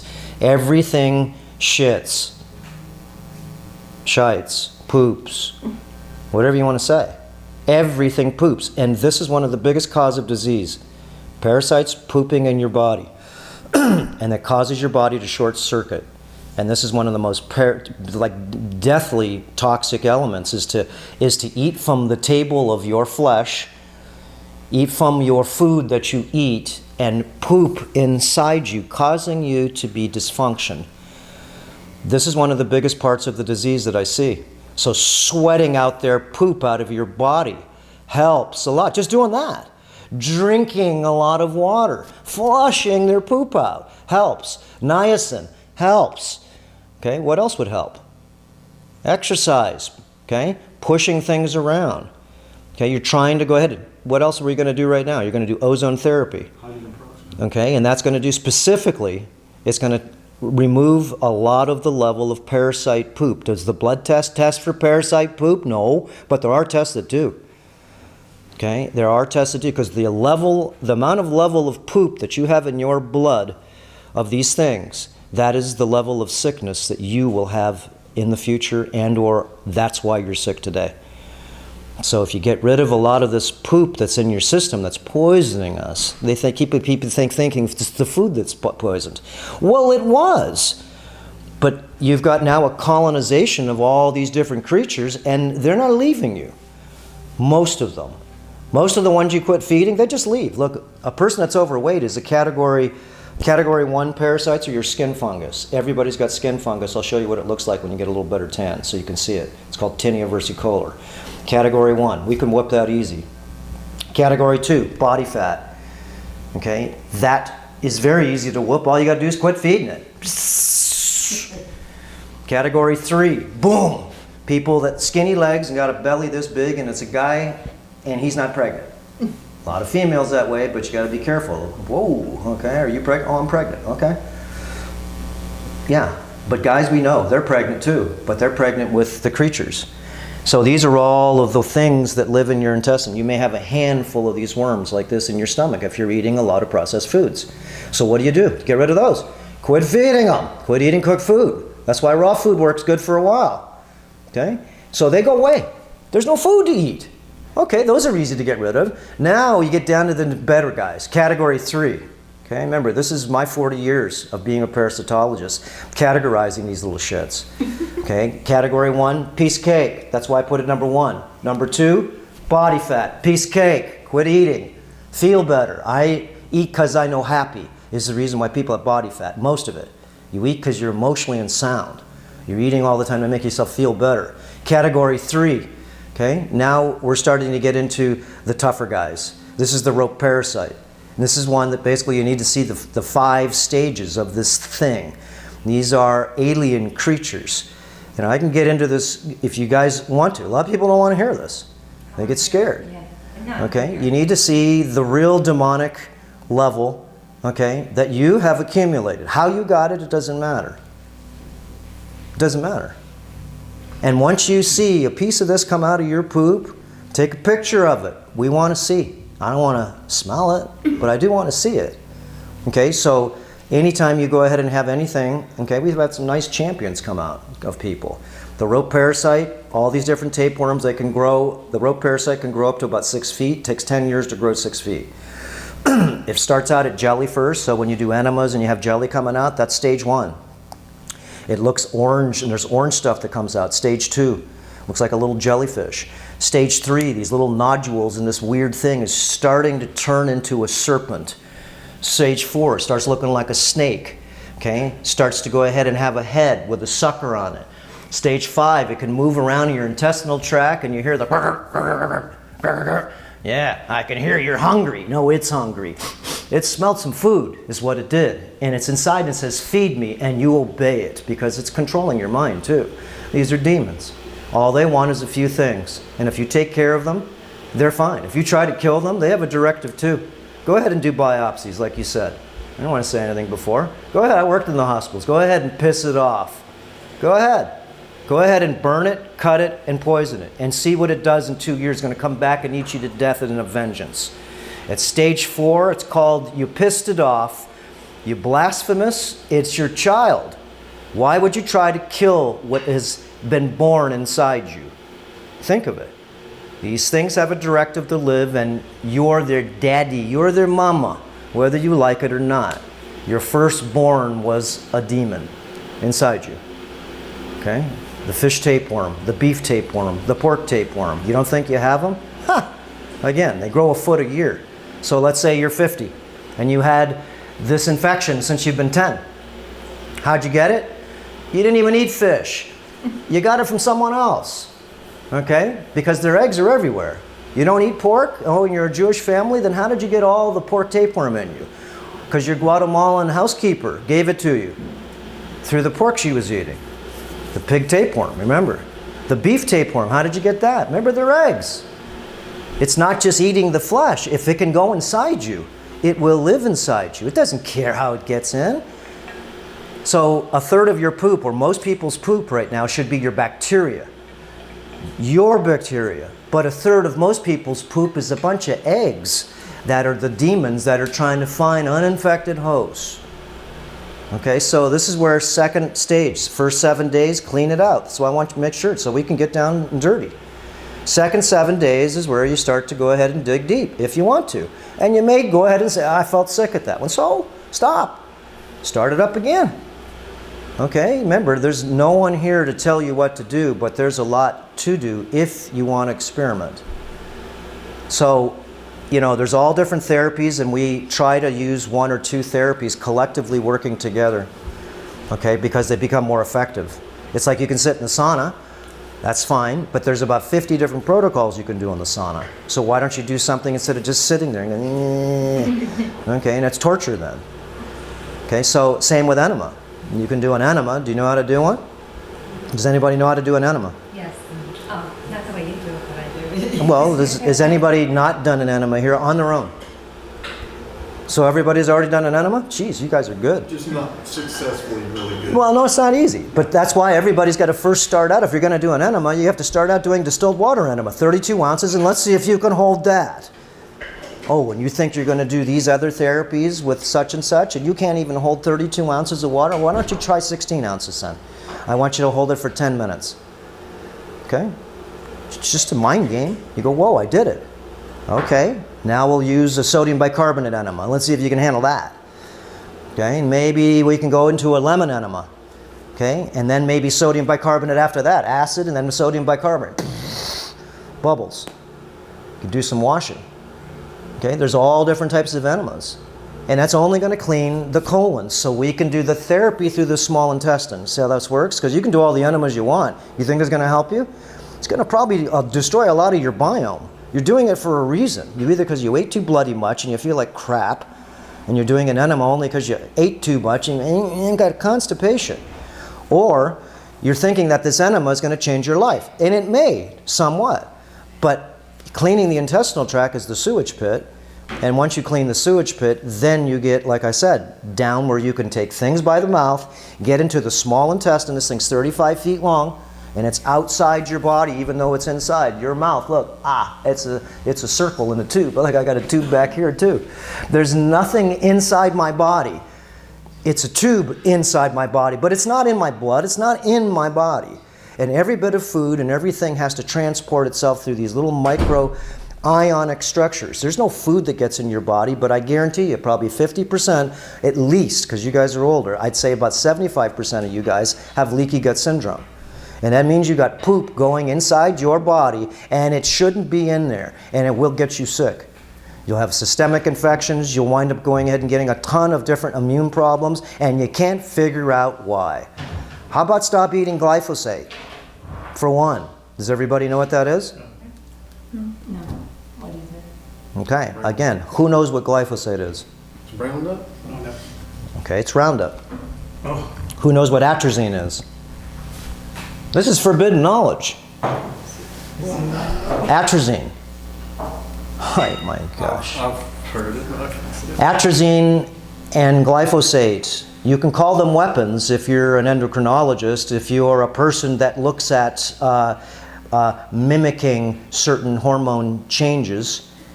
What a beautiful thing to be able to spray on the ground as an herbicide, to be able to kill anything. Look, glyphosate. G-L-Y. How about glyphosate takes the place of glycine?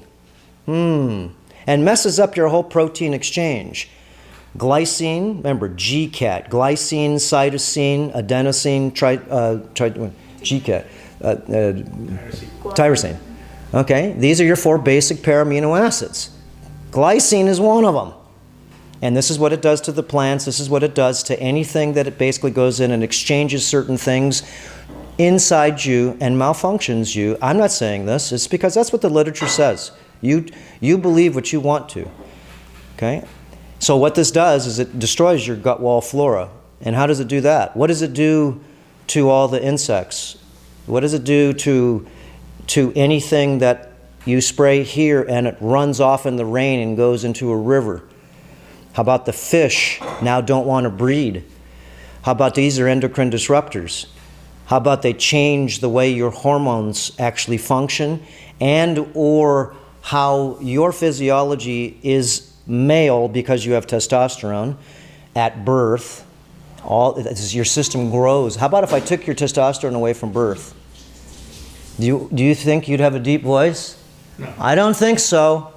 Do you think that the twig and berries would grow out of twig and berries? I don't think so. I think you'd be a eunuch. Like, you know what a eunuch is? Watch Game of Thrones, you can learn. He's the king, and let's say both of you guys are going to work for the king. Well, you were bred to work for the king, and at 8 years old, you were castrated. Okay? We don't have to worry about you, but we do. We castrated you at 8. You will never have testosterone in your system. That's it. You will serve the king, and you will never try to get in his daughter's pants. Okay? Now, let's say you're 18 years old. We castrate you then. When? It's because we trained you to be a warrior, and we needed the testosterone in your system to get there. Now you will be obedient, and you don't need to smell that stuff anymore. You just do what you do. Learn to kill. But we gave you your hormones until, okay, we took them away from you after we built you. So let's say you're the eunuch. You have not one bit of male entity inside you. Your body's never had androgenic hormones. It's never had testosterone hormones. So you became a sterile male, which of course is eating sterile eggs. Do you think if you eat sterile eggs that's going to help you? And that's why you see, oh, eggs aren't good for you? No shit. They're not good for you if you eat what? Sterile eggs. Oh, milk's bad for you? Yeah, it is. Why? It's pasteurized. It's not raw. Oh, salt's bad for you too. I know it is. What kind? That crap salt. Yeah, sodium chloride. That's 2 minerals out of the 85 or 88 minerals that there is to be able to make you so you're conductive. You can put salt, okay, in your water. Remember, it's not going to hurt you. It's going to help you flush. If you do not put minerals, and I'll go over, we'll do a little a lecture. I'm going to show you the light bulb and the minerals so you can understand. And this is something I've been wanting to do with a good group. Okay? And it doesn't happen in younger people. It's not as important. But once you're over 30 years old and you start fasting, you better put minerals in your system and know why. Not just because you heard it.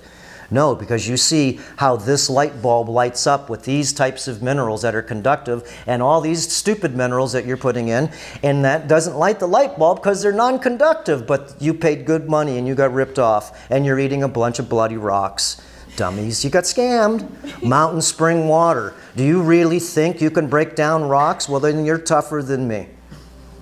Okay, all that, those minerals that they add, calcium carbonate and all that stuff is giving you kidney stones, gallstones, arteriosclerosis, atherosclerosis in the form of oxalate poisoning. Okay, the iron that's in your food fortified with iron. What kind of iron is it? Is it from plants? Or how about its shavings off a piece of metal in your Cheerios, in your Wheaties? You can grind up cereal in a blender. Okay, grind it up real small. Put some water in a Ziploc bag. Pour all those broken up whatever you're buying with iron fortified. Put a magnet on the bottom and dump out all that stuff. WTF.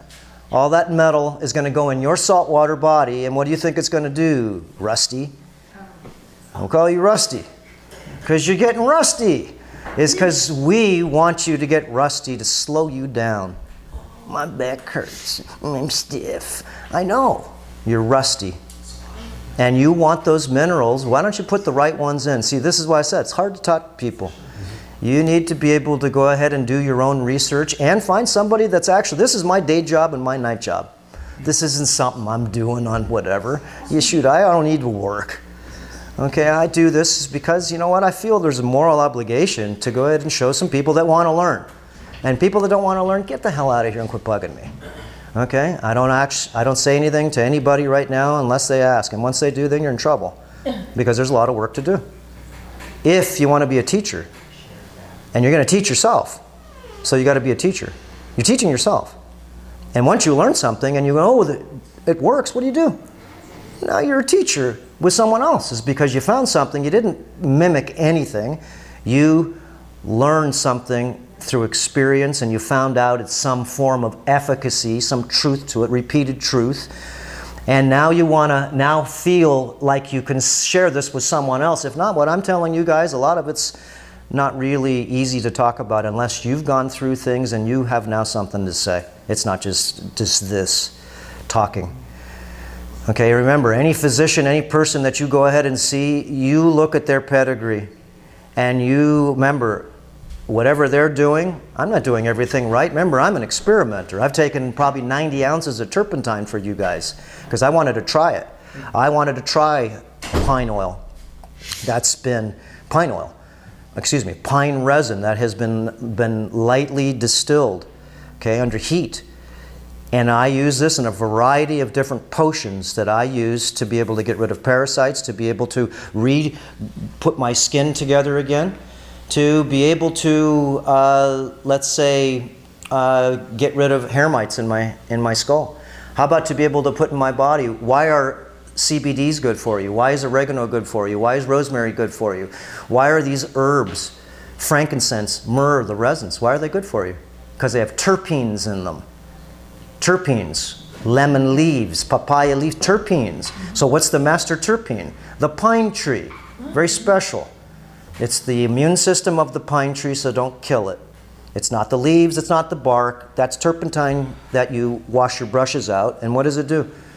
Turpentine, we're old school. What does turpentine do? Yeah, thins it out. It cleans your brush, though, of oil-based paint that you can't get rid of. Petroleum. So why are you taking it? Not for even parasites. I got better stuff. You're going to take it to get the plastic out of your system, the petroleum distillates out of your system. That's why you're taking it. Okay, how are you going to get the plastic out of your system? Water fasting? You're joking. That's going to get a lot of debris and a lot of things that is water soluble out of your system. Then you're going to need some solvents. Okay, fulvic acid. You're going to need some solvents, EDTA, ethylene diamine tetracetic acid. That starts working on heavy metals, a little at a time. Every time you start dissolving things, you poison yourself too. You take some EDTA, it takes a lot of the pesticides, insecticides, and herbicides, and a lot of junk out of your intestinal tract, first thing. Lead in your kidneys, first thing. And where do you think it goes? Some of it pees out, some of it gets out of your skin because you have to sweat it out. But a lot of it's in your head now. Whoa, I feel dizzy. Oh, I feel weird. It's because you just poisoned yourself. It's inside your body, and now you're trying to get it out. And so now it's trying to find a new spot. So remember, detoxification means you poison yourself a little bit, and you have to go ahead and push and pull. Okay, and some people are super toxic with lead. Some people are super toxic with antimony. Who knows? And just because you do a blood test, that only tells you what's swimming in your blood. It doesn't tell me what's in your prostate. It doesn't tell me the aluminum in your brain. It doesn't tell me the bisphenol A in your fatty tissue, or the pesticides, insecticides, and herbicides that have found their way in a nook and cranny inside your system. It's not in your blood. That's a general marker. Hey, look, your hair, boop, and I can do a detoxification heavy metal analysis because your hair is what? A regenerative organ? Yeah, it is. Why? Because it's a detoxification organ. Why do you have hair here? Because I need what? Keep it warm? What? Hair under your arm? I don't have any anyways. Why? Because these are detox areas, and this pulls out the heavy metals out of here. This pulls out the heavy metals, and if your hair stops growing, you're going to get sick. That's a big problem. Okay? You're lucky you got your hair. That's why you're still alive. And you don't have too many friends that are pelons. Entiende pelon, right? Okay. Okay, they got the horseshoe. And fat, chubby, obese. You don't see too many 100-year-olds like that. Okay? It's usually the guys with the head on their hair. Okay? Regenerative powers, okay, is when you have too much testosterone, usually you lose your hair and your body makes a ton of oil, and sebum is coming out of your skin, and hair mites destroy your hair. They start from the front and they work their way back and take away the timber. Losing your hair a little bit. So what? You can grow that stuff right back. I'm working on it. They're hair mites. I don't just got to give out a play. And everybody does. You lose it a little bit. Why? Just a little. It means you guys have hormones though. Okay? And maybe a little bit too much. The guys that have way back here, maybe you got a lot of hormones. And your body produces a ton of sebum, and it burns, the testosterone burns you out if you don't use it. It burns you out. What do you think? You have high test, all this testosterone in your system? What do you think they mean, high test fuel? Well, if your testes are working, you got high test fuel, and if you're not exercising and you're not doing stuff, then all of a sudden you're just burning your system out. It's like dumb. You're a breeder and you're not breeding. What's your job? Okay? So, anyways, so just to get back with water fasting, oregano goes in, balm. You're going to wash through the death, whatever you can. Everything runs down towards the colon. Another balm, okay? Oregano every 4 hours, just 2 times a day for the first time. Excuse me. 10 drops, and we'll go over this, but 10 drops, and you see if you can handle that. If you don't want to do 10 drops, then try 5. Okay? You will have the chance to try 30 drops. 30 drops down here. Oh. Okay? That's a nuclear bomb for these brothers. Okay? Brothers. All right? It's a nuclear bomb. But you got to test your waters out. So when I do any therapy, now I just did 30 drops the other day. I do it like once every 2 weeks or so. 30 drops of oregano. Works me a little bit. And anytime you feel anything that you take from the mouth, drink more water. Flush it down more. If you burp up a little bit and you taste it, that's not good. Okay? Drink more water. Flush it through. But we'll go through all. So you got a lot of good therapies to do. Excellent. I'm so happy we got a good group here. I can feel everybody. I'm an empath. I can feel everybody's got good energy. Okay? Yeah, everybody's confused. That's why you're bloody here. Okay? I'm confused. Everybody's confused. Just at my level, I'm confused just like you. So. Got a good group here, Dr. Cassar. No, we do. They're motivated. And we know, because we've done enough of these. You know, we've had like 300 people or so come through here. And, you know, the best group I ever had, best groups, was we had a group of like a bunch of friends that all came, and they were from a church, an ayahuasca church, and they're all already at a higher level of game, okay? And that was a good group because they grew a lot. And this other group was a family group, the whole family, let's say mom and dad and their 4 children. Whoa. Is that the Doomies? Yeah. Nice. This was a good group. One doesn't want to be, I only came here, and, you know, and it takes a lot for you to volunteer. So I don't like people that actually were pushed to come here, because they're usually going to fail in their mind is because they don't want to be here. Is there one person that doesn't want to be here right now? That, let's say, no, doesn't want to be here. That's not the right way to say it. Is there a person here that didn't come on their own tuition, their own feeling? Or were you pushed because mom was pissed at you, let's say, or someone says, you need to detox. You need to do this. Did you say this to yourself? Because I like those types of people, because I know that you can go ahead and actually do something. But if someone came here because they don't want to, then they're like the sour apple. So if there's one person like that's okay to go ahead and admit it, no big deal. Then you have to change your ways. It's because you came here and you're here, so do something, you know, that's actually, when's the last time that, I mean, has anybody ever done a retreat before like this? No. You have, right? Does it help in a group, do you feel? Oh, totally.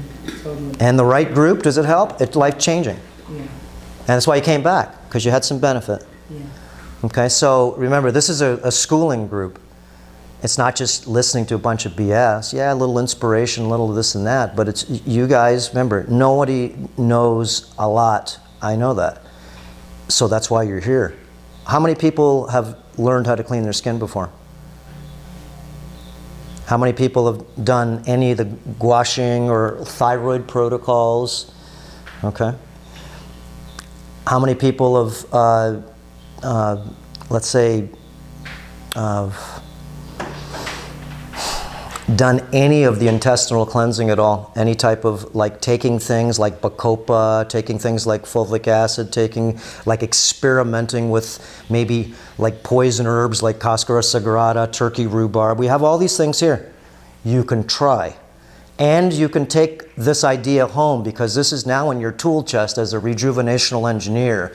You're a carpenter and you're going to work on yourself, and if you don't have the tools and a bunch of things inside you, okay, that you could go ahead and keep in your war chest at home, then what are you going to do? Go run to the doctor with a stethoscope over their neck that's 30 to 40 to 50 pounds overweight, and the nutritionist is going to come and help you with your diet. She or he's about 100 pounds overweight? Whoa. I'm just in the hospital a little while ago. One of my guys got sick. Okay, and like I said, remember, my father ran for 25 hospitals for National Medical Enterprises. Okay? And he's an administrator. He's not a doctor. He's a money man. He's a controller. Okay? A controller of what? Money. So this is a business, and you have to see it as that. And there are rules, not the doctors. The doctors are held back and boundaried hard. Cut, burn, and poison is your three choices, brother. Cut, burn, with radiation, or poison with some of our petrochemical sorcery, synthetic. Here, try it. Doctor, have you tried it? Have you tried it? Really? Have you tried it? Did the beautiful rep last week come in and show you this new drug? Really? It's a drug, it's a chemical, it's synthetic. And if you really think that's going to help you, it will in the emergency hospital. But curative therapy, that's why it's illegal for a doctor to say cure, because you can't. Manage, yes. They will manage you until your death. And it may be sooner than later, is because you didn't dig deep when you should have, too. So the earlier you can get on this program of just learning how to take care of yourself better, the better. That's all. So everybody's, at this level right now. There is a lot of things you can do for yourself, but it depends on, like I said, if I was Don, right? Don. If I was Don, I would be refeeding maybe different than Nicole.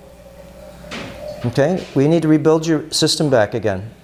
Okay? And you're going to need certain fuels in your system that are going to help you rebuild with the materials. Think of, like, real quick here, an egg is 21 days of gestation, right? 21 sacred days. The first 6 days is what? There's just a blob of egg, and it's making chi and chi and chi.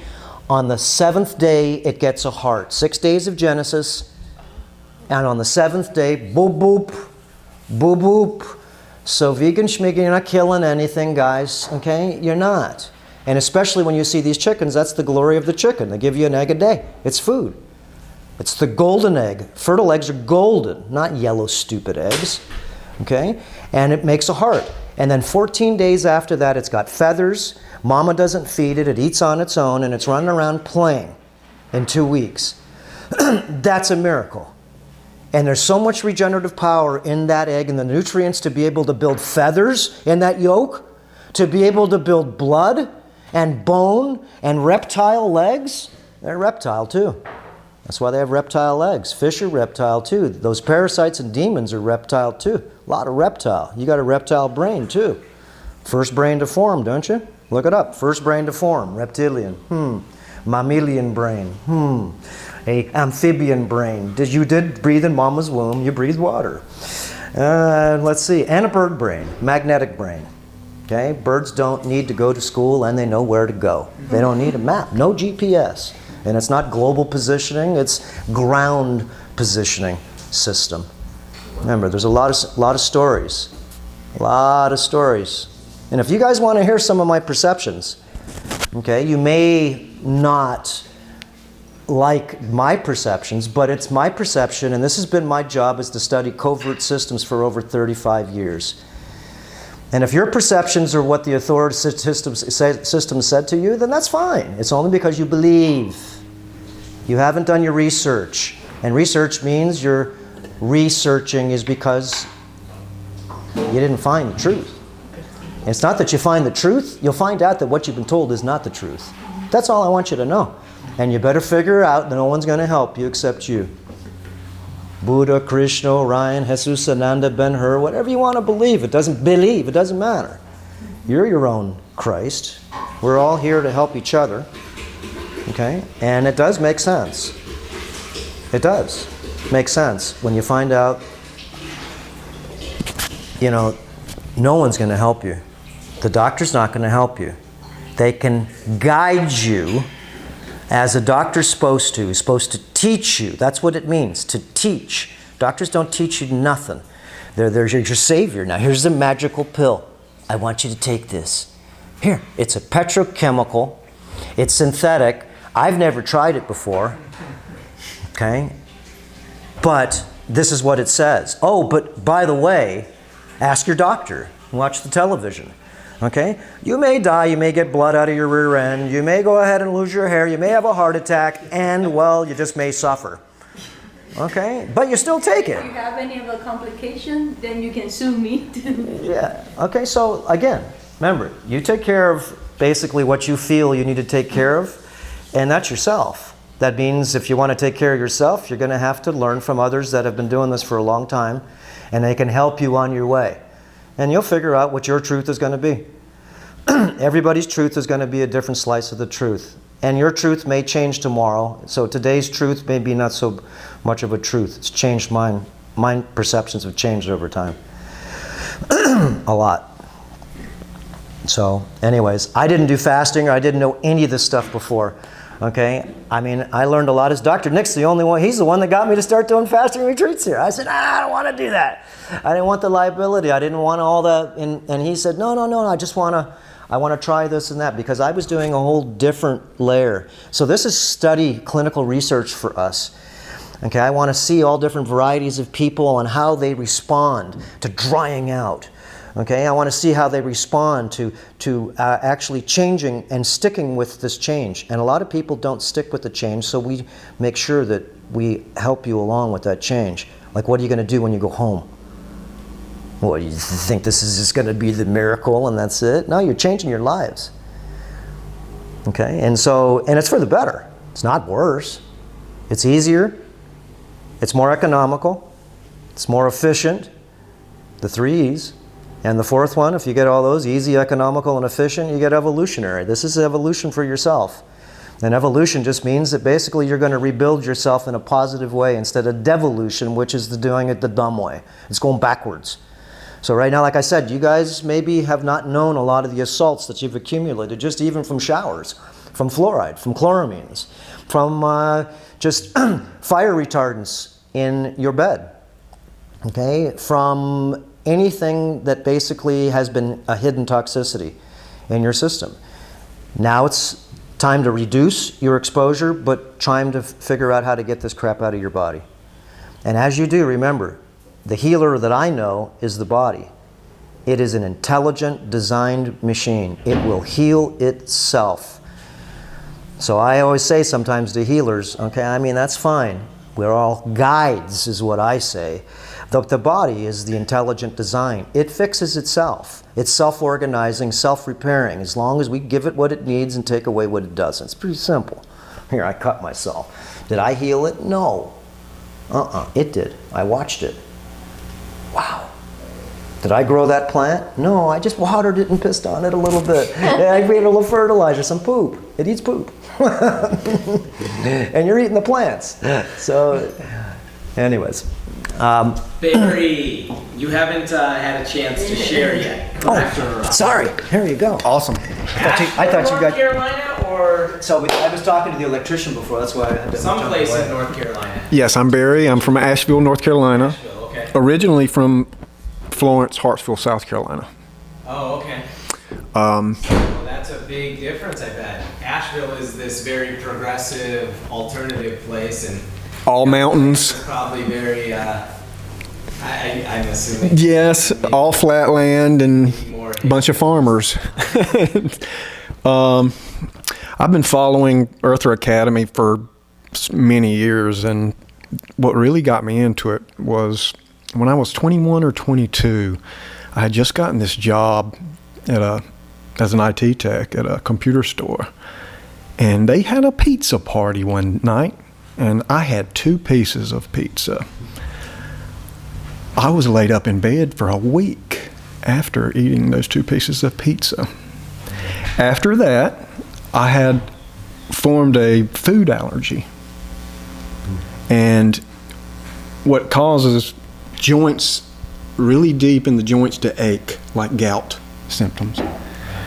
And I just over time figured out what foods to avoid and pretty much got a handle on that for the most part. Every now and again it'll flare up if... Did you have skin lesions or anything, or just sore? Just really deep knuckles, hands, fire feet? Sore. Both. Yeah. Ankles. Not anywhere else. Couple of toes. Hands and feet. That's right. Things that you move. Every now and again the elbows, if it was really concentrated, like tomato sauce. That was one of the big things, the red tomatoes. A lot of people that complain too, they get numbness in their hands. Yeah. The green tomatoes or yellow doesn't do that to me. No, you get numbness and tingling in your hands too? Not exactly that. No. So you're the IT guy, I'm just throwing that. Right. I ground a lot while I'm in the office, and that pulls a lot of the waves off of me and the voltage. And what are you going to do now? I'm going to tell you, you're going to wear a pair of RF frequency pants to protect these guys. Right. Yeah, I just bought some the other day to test them. And you have the bed sheets too for grounding, don't you? Oh yeah. That's There's awesome. all different things you can do. So ripe green heirloom tomatoes, or you're talking unripe? Unripe. It seems like the acidity level and the solanine, which is a chemical in them, is what people seem Have you to be. ever experimented with the heirloom green tomatoes? The ripe ones? No, not Are these totally tomatoes green. that you grew yourself though, or ones you bought at the store? It seems to be like Roma tomatoes are the worst. Okay, but you bought them at the store? At the store, yes. So a lot of the things that I see with a lot of people like this is the glyphosate poisoning. Okay, it's the chemical fertilizer, and you're just sensitive. You're blue-eyed. Blue-eyed people are sensitive to chemicals. Brown-eyed people, they're sensitive too, but they don't feel it.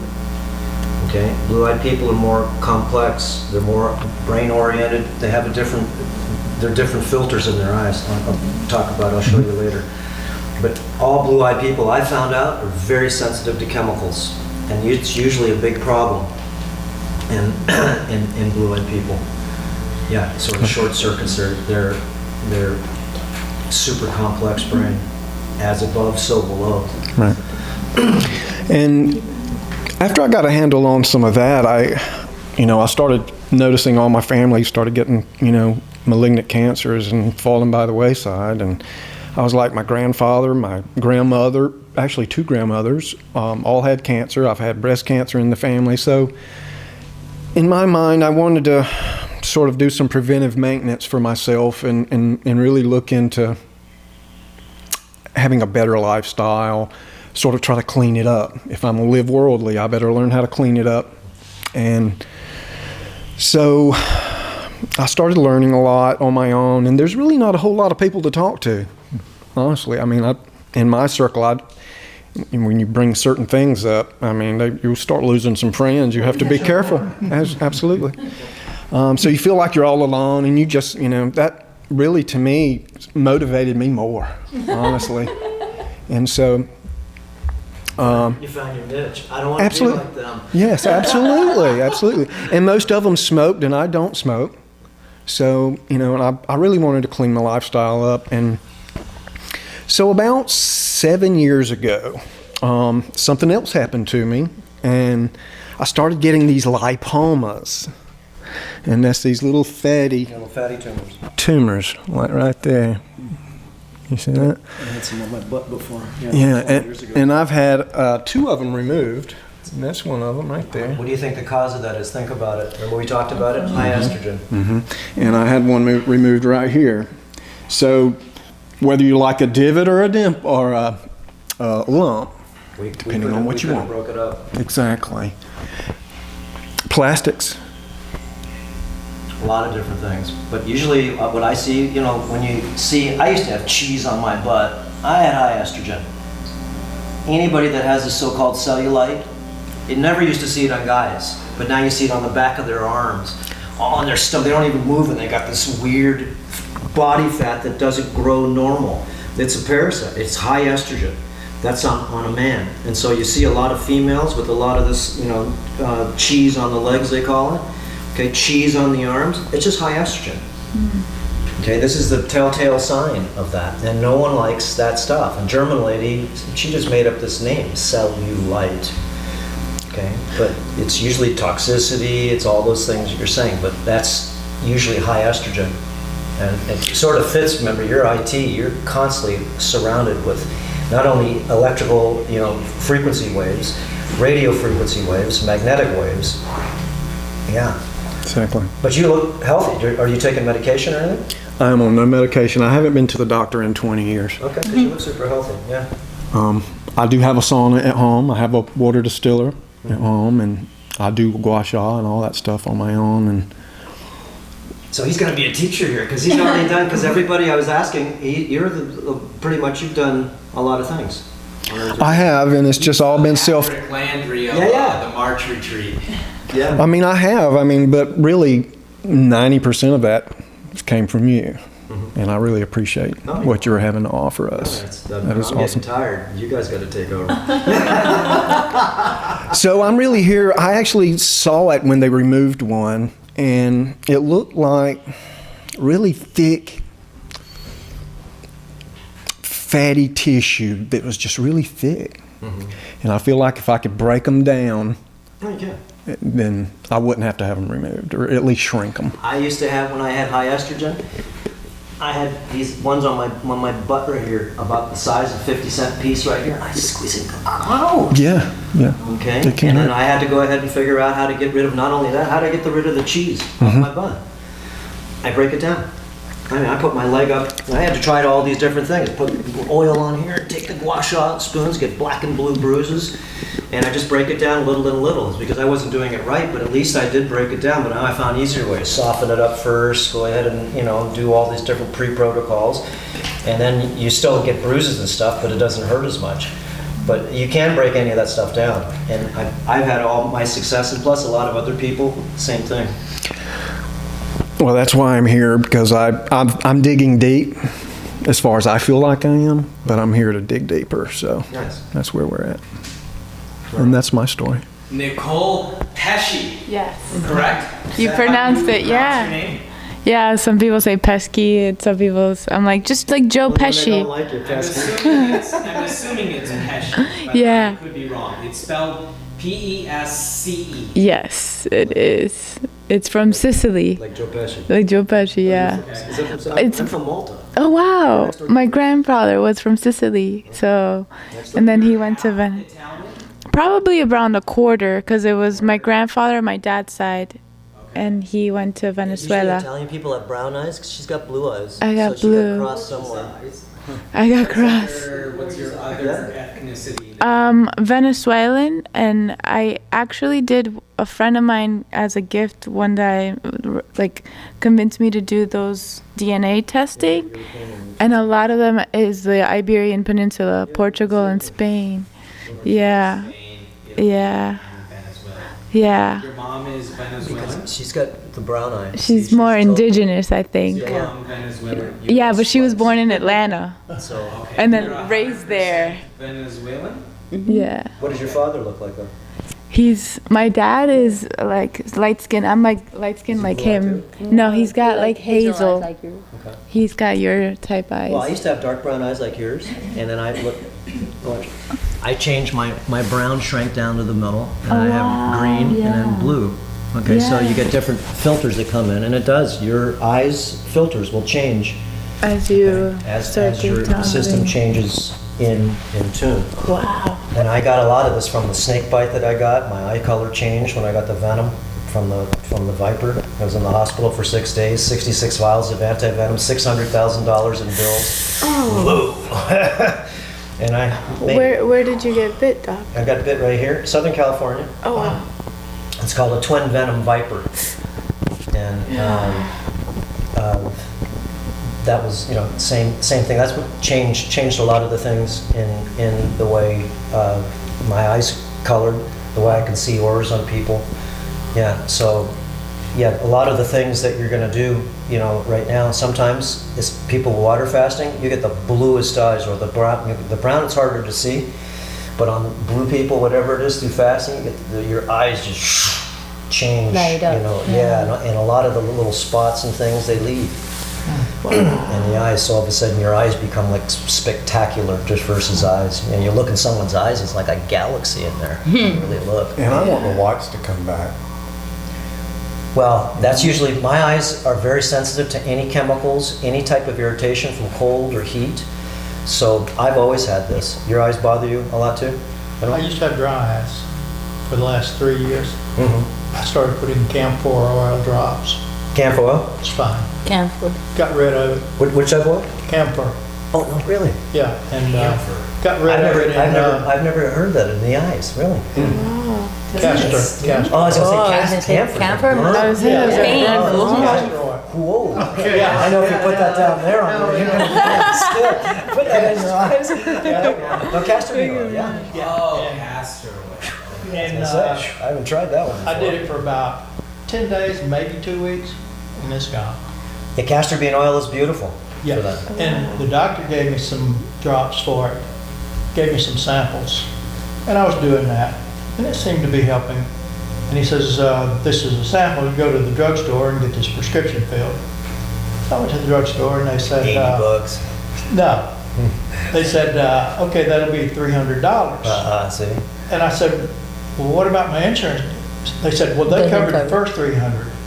You can pay the next $300. And I figured it up, and it was $10 a drop.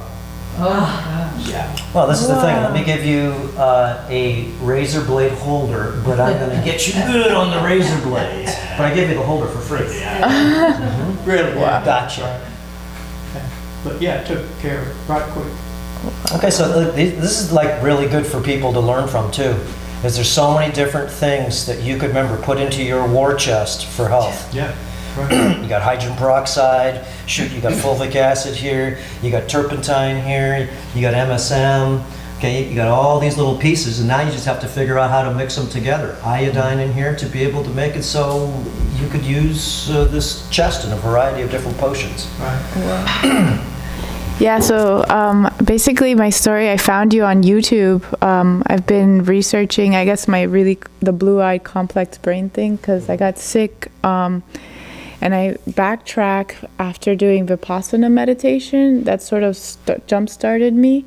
But I had a traumatic brain injury in a car accident. And before that, I had all 4 wisdom teeth pulled out.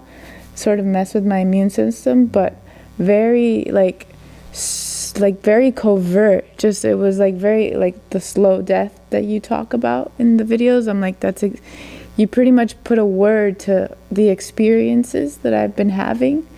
And I didn't know, like I had gone to all these doctors. My mom's a doctor herself. She didn't know how to help me. She was trying, but it was just something out of her scope.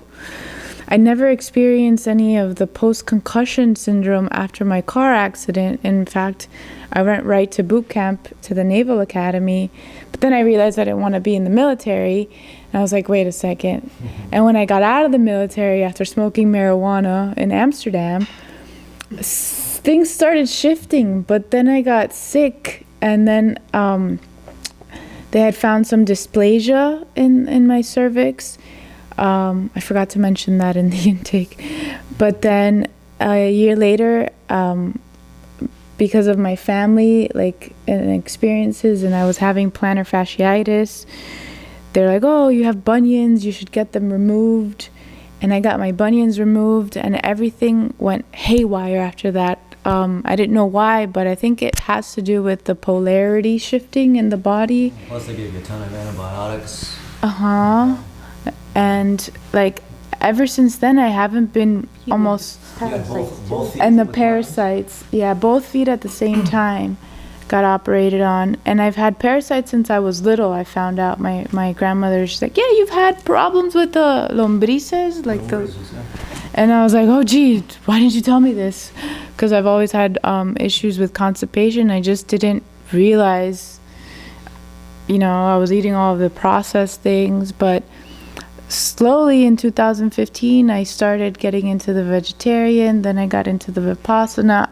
I found you miraculously. I was ready. I wasn't suicidal, but I was like in so much pain, Mom. Like I was telling my mom, like, can we go to Oregon and like facilitate my death process, because I've been in so much pain, and I wasn't depressed. I really want to live and want to like, do stuff. I loved doing massage. I was doing massage therapy, and I loved how, you see a change in a person and you connect like on more intimate levels, but I hit a wall and I got the diagnosis of the chronic fatigue. So it's been just this like overwhelming like block in my body where my mind, I'm trying to push forward, but physically it's just, and the pain back here, I've been chewing and the TMJ, and I'm like, I think I've got parasites.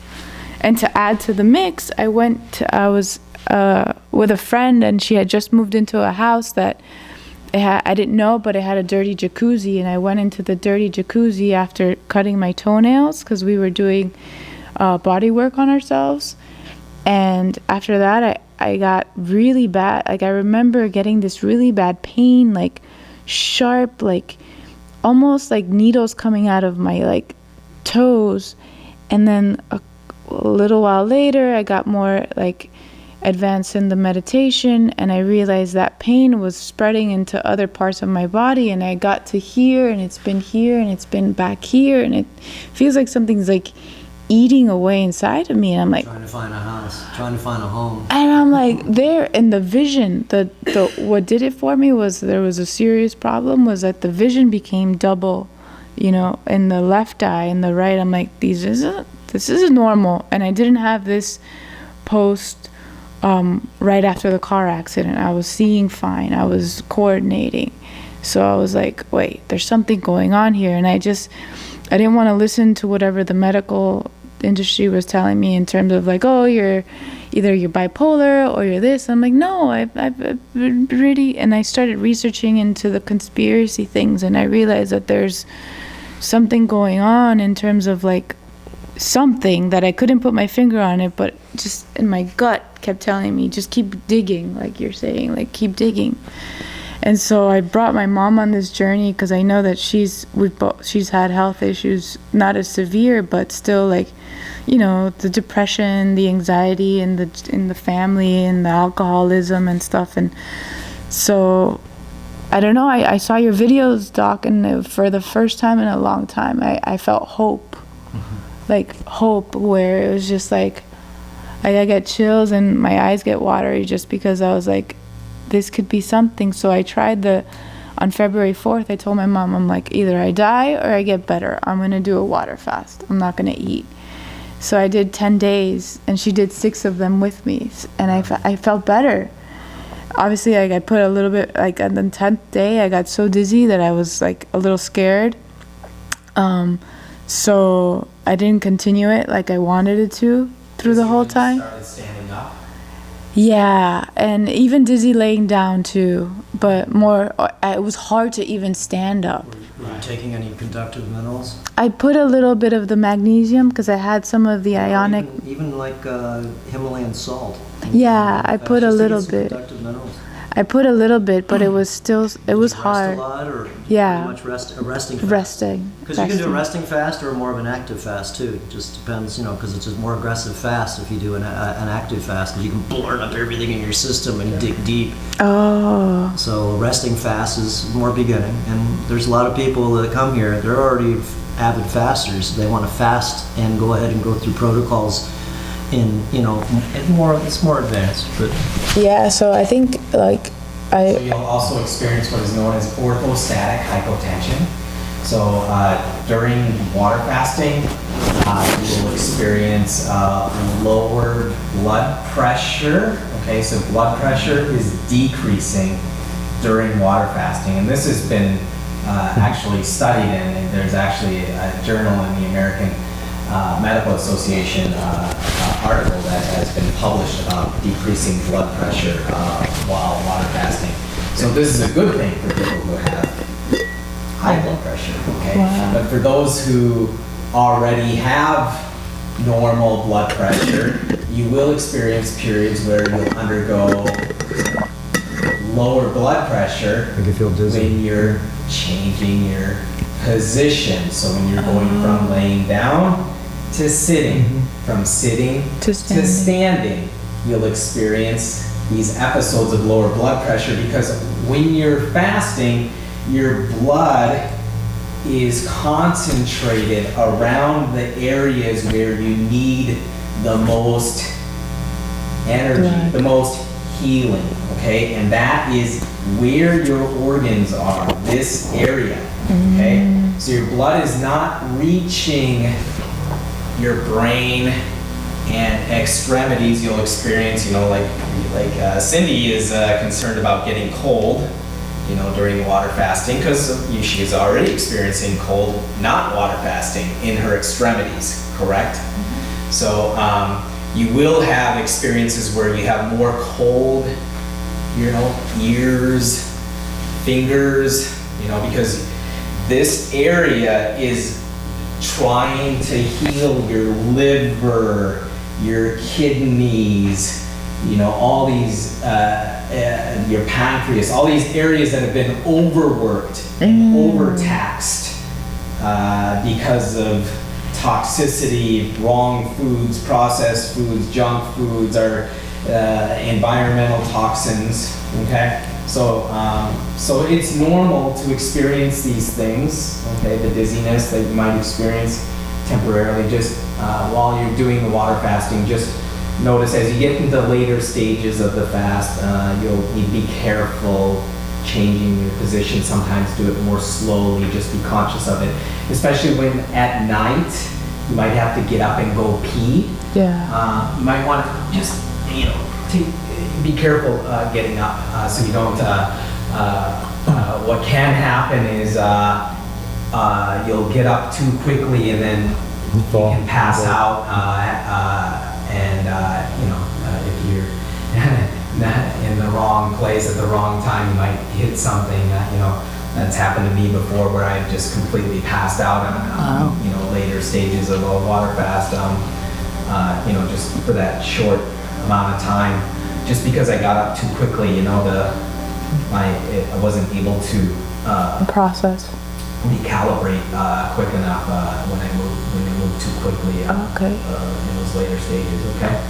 Yeah. So one other thing, since you just talked about that, you're going to use the sauna a lot. Maybe your blood pressure's going to go down a little bit. Sauna makes it go up a little bit too, because you're heating yourself up.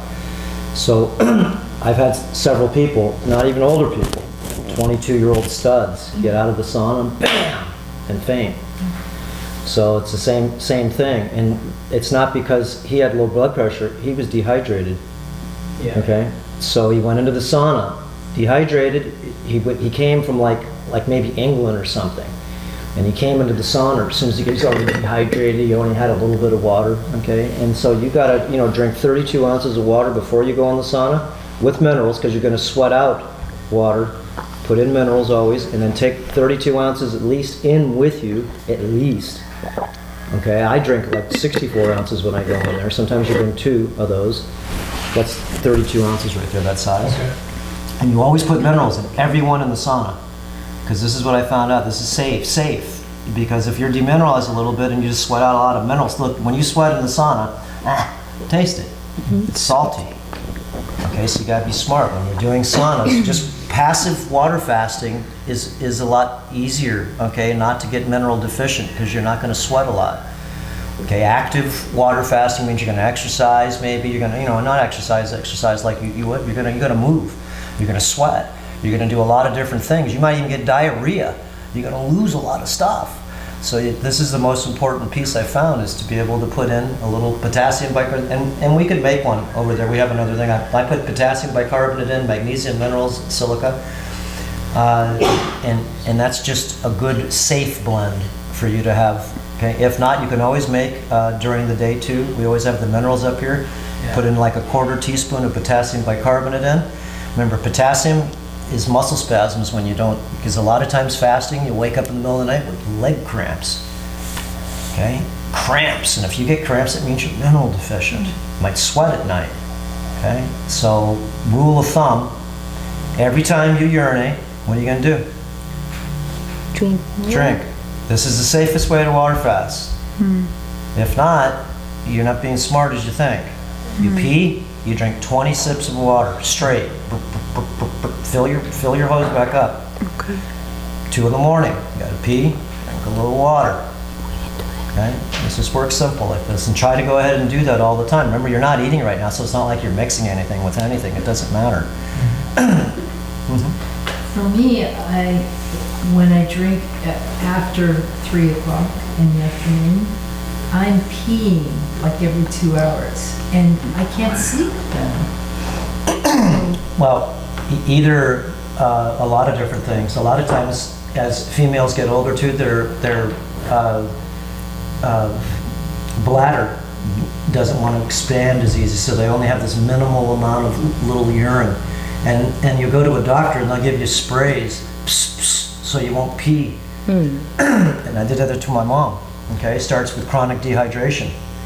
Okay, you now are going to take certain things maybe to be able to stretch out the intestinal tract, to stretch out the bladder system, and that's what a lot of these different types of things like EDTA that goes in your system, it softens up a lot of the hardness.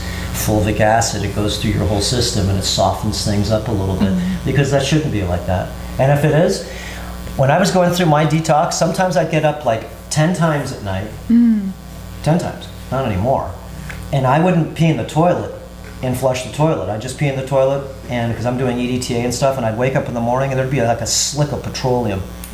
Okay, because your body at night is a hydrant. Excuse me, in the day you drink water, just a hydration, but at night it's a solvent. So it's important for you to have, water when you pee. I used to also take like a jug, and I'd pee in the jug at night, and you can see when you're water fasting how much crap comes out of your urine. Okay, and I just pee in a jug, and at night, whatever it is really easy. I just drink, and for a guy it's easy. Yes. Yeah. It's a different story.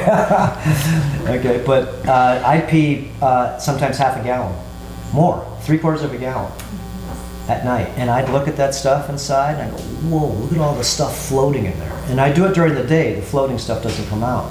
So at night, basically, this is the solvent that your body, it's got nothing to do. In the day, you're losing all your respiration, sweat, your system has to move with water.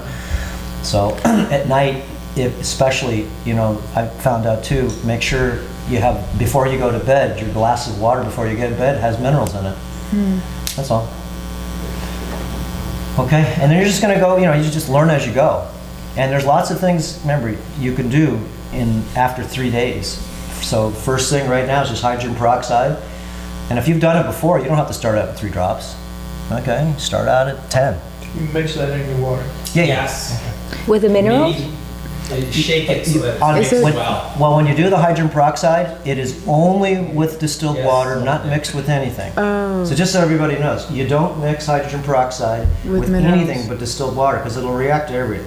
Oh. So you just put it in distilled water. So when you're going to have your minerals, you don't mix your hydrogen peroxide. Okay. It's separate. Hydrogen peroxide is always separate because it oxidizes. Anything it touches, it oxidizes. It wants to play with. And you're going to lose its power. And when you do drink it, what are you going to do? You're not burping. Yeah. And if you get a little gas on the outside, that's good. It's went the other way. Yeah. It's got to go a long way. What's that? Twice a day? 3 times a day. And like I said, if you've done this before, you start out at 10. And it's not 3% we're talking about. We're talking 35%. And that was another thing. This 35%, if you get it on your skin, and you can try this, you can put it on warts, it'll take it off. This is a very dangerous substance. This is not 3% stuff you buy over the counter. It's not 8%, 5%, it's not 12%, this is 35%.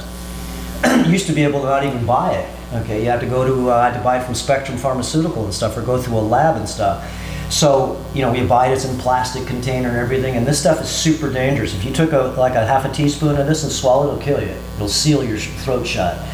Okay, I used to work in the hospital and guys were using hydrogen peroxide because they're using 3% and 32 ounces and putting it up there, you know, just like a capful, maybe a teaspoon. Well, that's not going to kick you.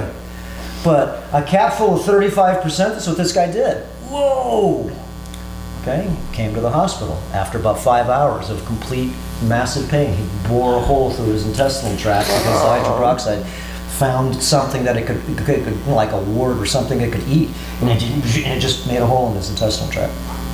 Okay, so these therapies, remember, you always start any therapy out low, and then you work your way up to the level that you feel is okay for you to keep going, and stay there if you want. You don't have to keep going up. Remember, this is just general. So like I said, you've done 25 drops 3 times a day, and you went down on that cycle, so start out at 10. Boom. Has anybody else done the hydrogen peroxide? With food grade, 35%. Because a lot of people are using 3%, it's a waste of time. Okay, and anytime, remember, you never mix hydrogen peroxide with anything but pure water. It's got to be distilled. Can I see the bottle? I don't understand which one you're talking about. Is it the one that says 35%? You were using it. H2O2, it'll say on the front, but does that say 35%? Because that one's dangerous mother. H2O2, careful, 35%. Yeah. Okay. Oh, it's almost empty actually. So we use that without the minerals? Yeah. Well, Without the minerals, distilled water. it just works. It works more effective with nothing in it. You would never mix hydrogen peroxide like with. If you sprayed hydrogen peroxide and you had cannabis, really good cannabis, and you sprayed it on, you just screwed yourself. It just oxidizes. It eats anything. It doesn't care. Okay, it's got a certain amount of power to be able to take 3 H2O2 and dissolve something. And whatever it can, it'll affinitively beat up on this faster because it's easier to beat it up. But initially, it'll find, no matter what, it's got to go ahead and release itself to a neutral system. So it always, no matter what, will oxidize something. And the first thing it's going to do is just pick on the easiest stuff it can. Because and all of a sudden it loses its power. Think of it, you got an air compressor, it's got 20 pounds of pressure. You got a couple tires you're going to pump up. That's all the hydrogen peroxide is. What tires you want to pump up? You got 2 gallons of water. What plants do you want to water, and which weeds don't you want to water? Okay, so it's the same type of thing. Hydrogen peroxide, as you go up in the higher stages, once you clean out this stuff and your body sort of handles it, you may feel tingling in your forehead. That's good because it's cleaning out that stuff. A lot of guys will go ahead and feel like a tingling between their, that's your prostate. It's working it. Okay, and there are certain things that all guys should do. Do you know prostate exercises? How do you do them? What? Okay. How about you pee every day? Yes. Well, then guess what? You hold your urine. This is what all the guys can do right now, real quick. You girls, you can do this. Yeah, Kegels. Yeah, it just helps with maybe your sexual dominance. Oh, I got you. But for guys, this is the ejaculation muscle. This muscle needs to function. So you have to go to the bathroom. Don't just go to the bathroom. Wait until you really gotta go. It's like, whoa, I'm jumping up and down, whoa. Okay, you hear somebody with a little water dribbling like that, that means you gotta go, hold it more. So your idea is when you go to the bathroom, you let that stream go out and just for 1 second, and hold it. At first, 1 second hold, shh, until it just gets full stream. Hold it again, 1 second. Shh, hold it again. Shh, and just do that for the first couple times because that muscle's probably not the strongest. Then when you get better at it, you let it go and hold it for like 2 or 3 seconds. Ooh. Remember, you gotta pee, you let it go, and all of a sudden you hold it, you go, ouch! And then let it go again. So what I like to show people, I'm going to do a video to show people this. This is the muscle that basically will help stimulate getting that muscle working. Because if it atrophies, it just shuts down on your ureter there, and it's not dumb. It's like a muscle not being used. Okay, so you shoot the water, relax, shoot the water. I mean, not relax, pull it. And then, of course, if you're a guy, you try to hit the bubble over there because you got a little gun there, you know? You gotta make fun of it, don't you? Yeah, that's what I do. And then once you get to the end, remember, you're shooting out this water because you're holding it. It's not like all of a sudden pressure. Now you gotta push it out. Before you just opened up the valve and boom, and then you try to hold it. Now when you get halfway down, now you have to give it like a shot. Okay, it's the same as females, but like I said, you don't have a prostate. And this is going to make this muscle so it'll regenerate. When's the last time you've had this type of orgasm? It's an orgasm without the feeling. And so what you can do is once you get it down, you pee, let it pee for a sec, and then hold it for 5 seconds. And you go, whoa, 5 seconds, okay? And then if it's dribbling, you ain't hold it, okay? It means you're super weak. And then boom, let it out again.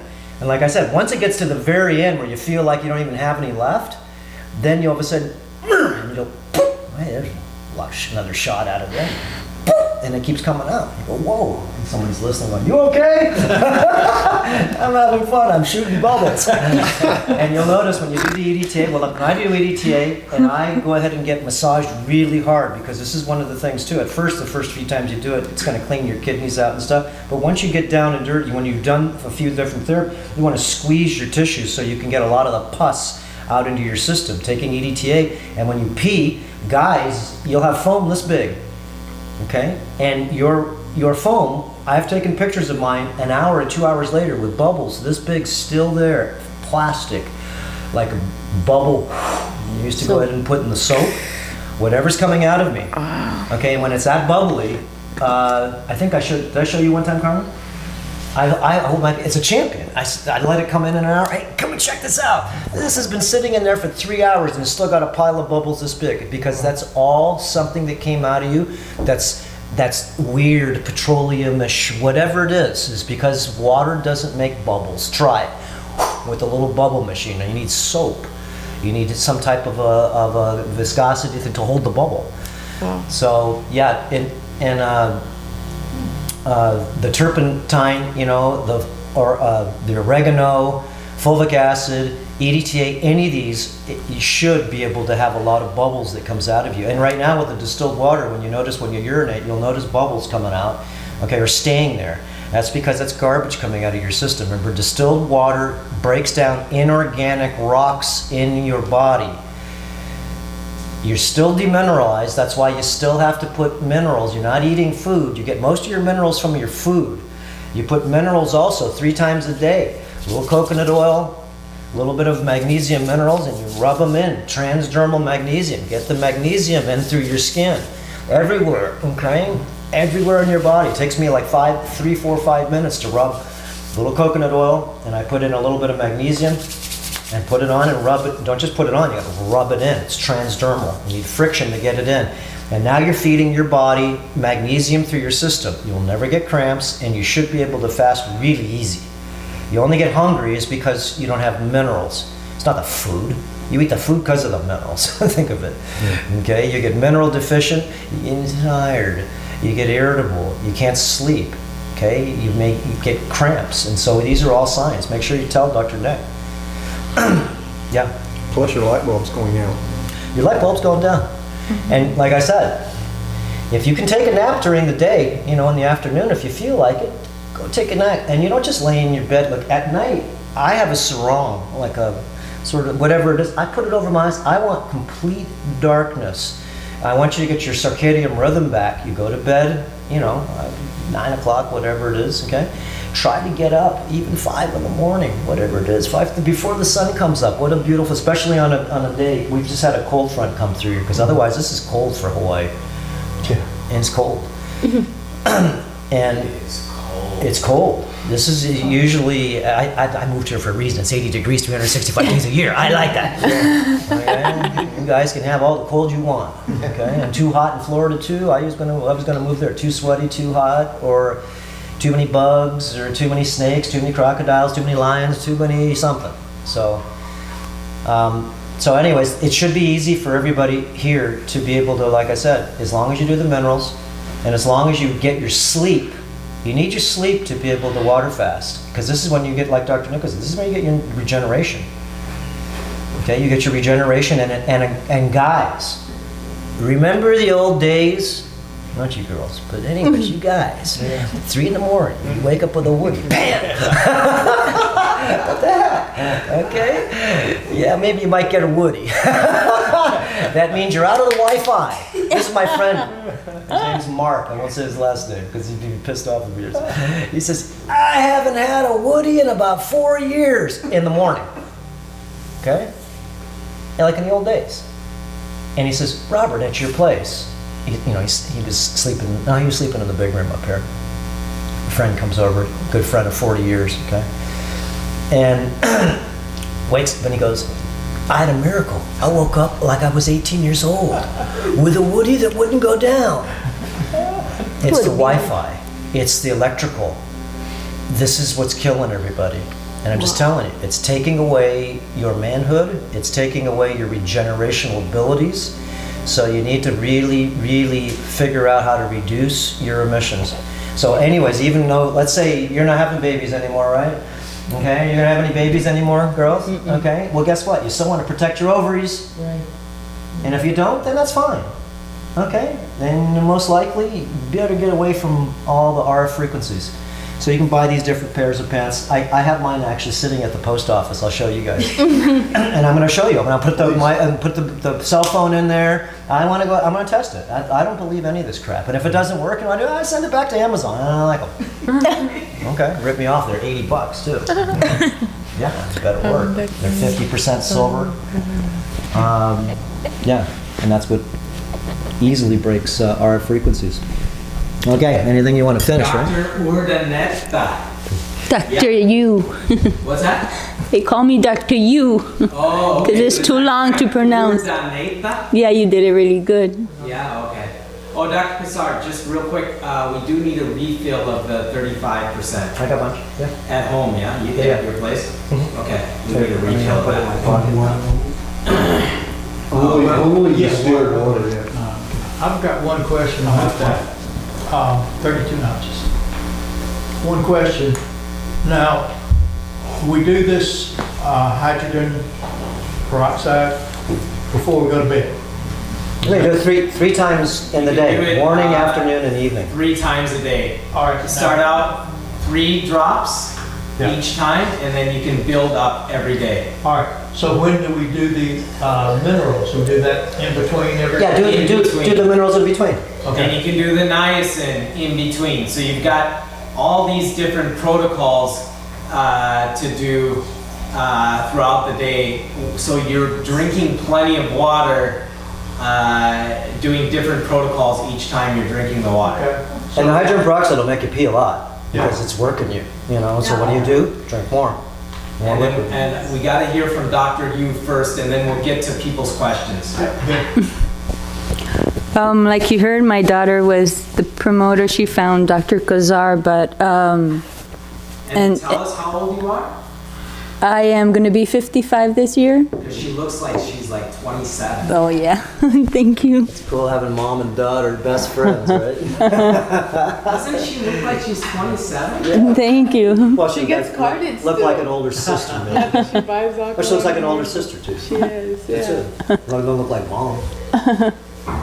Or grandma. Right. That's it, your sister. Yeah, we are. There's a lot of Bonding. Yeah. So, Ever since I can remember, I've had insomnia. I think, I don't know, third, fourth grade, and I remember my mom giving me some lettuce and cinnamon drink, like a tea to drink, and lettuce and cinnamon. Quinine makes you sleep. Really? I never heard that. Lettuce, head lettuce. Head of lettuce and Cinnamon. Yeah, has to be head lettuce though. Well, no, you make like a tea, like yeah. Oh, you boil the head lettuce. What do you mean by the head? Like iceberg lettuce? Yeah. Iceberg lettuce. Okay. Yeah, And you just put the whole thing in and you boil it with cinnamon. How? Yeah. Oh, wow. And cinnamon calms the nerves. And then Ceylon cinnamon or cassia cinnamon? so there's like always like a lot of anxiety, and my grandma committed suicide and I found her, so there was a lot of buildup, and then I went into medical school, but I was always at home trying like natural stuff.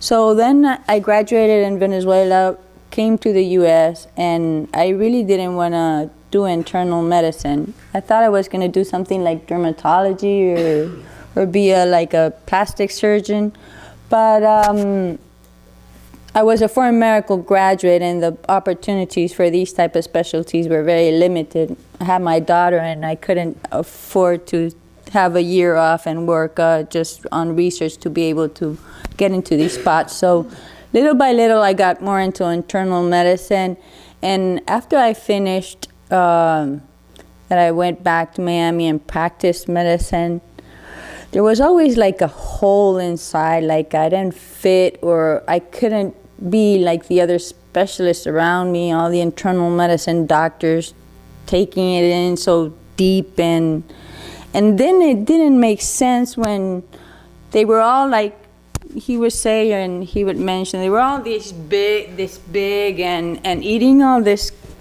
crap, and then all of a sudden giving all these medications, and the patient would leave with I don't know how many medications, and I wouldn't fit the picture, but I didn't know how to go about it, so I was very frustrated, and little by little I wanted to try a lot of things, so I did a lot of different things, trying to search for something that would like make me feel passionate again, because I went to geriatric care, I did aesthetics in Spain, I did weight loss, and I kept on moving, kept on doing stuff, and then finally, 4 or 5 years ago, 3 years ago, I started, I first got a pain on my right side, and I diagnosed myself with about a diverticulosis and diverticulitis, and it felt strange.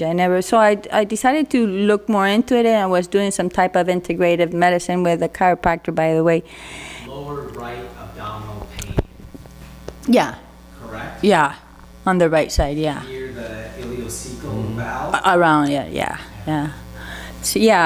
So when I started noticing that I had to get rid of all the starchy food and the dairies, and I started feeling better, I said, no way I can't heal anyone. I mean, if you don't change your eating habits, how am I going to heal them? So then the more I got exposed into chronic conditions and chronic care, it just kept leaving me with this bad taste in my mouth and a void, because I just felt like, honestly, like I was on autopilot, like a robot. I mean, I was like, what do you have? Oh, I have a headache and this and that. Okay, so take your medication, and then that was it. I would never see them heal or feel better or anything. And then I realized that I couldn't heal anyone, basically. If you don't want to heal yourself, I mean, I'm just wasting my breath here, because there's really not much to do. And then we started living back again. Last year, she just was going like this downhill with the headaches and all the situation going around her. And it was like, what do we do? I mean, all of a sudden I was trapped in this place where I had to give her a whole bunch of medications that I knew that was poisoning her, and I didn't know how to help her. And then I started to look and research more, and then I found a place in Russia and a place in Germany where they would treat cancer and autoimmune diseases and other chronic conditions where you reset your body after a month of fasting. But these places, I mean, they didn't teach you about any of the stuff that he was talking about, of the ferment food and the raw food and all the toxicity that we carry around. Just basic water fasting it was? Basic water fasting, yeah. And then the on top of that, the prices were like outrageous to stay there for a month. So then I was like, for me and for her. Places in Russia and Germany? And Germany also, they have a place, yeah. And there's a new documentary that they did on those two fasting centers. Siberia. The one in Russia and the one in Germany. Yeah, I've never actually, I didn't know about those two centers until that documentary. Oh. And you knew about them, huh? Well, I started to look up stuff because yeah, exactly.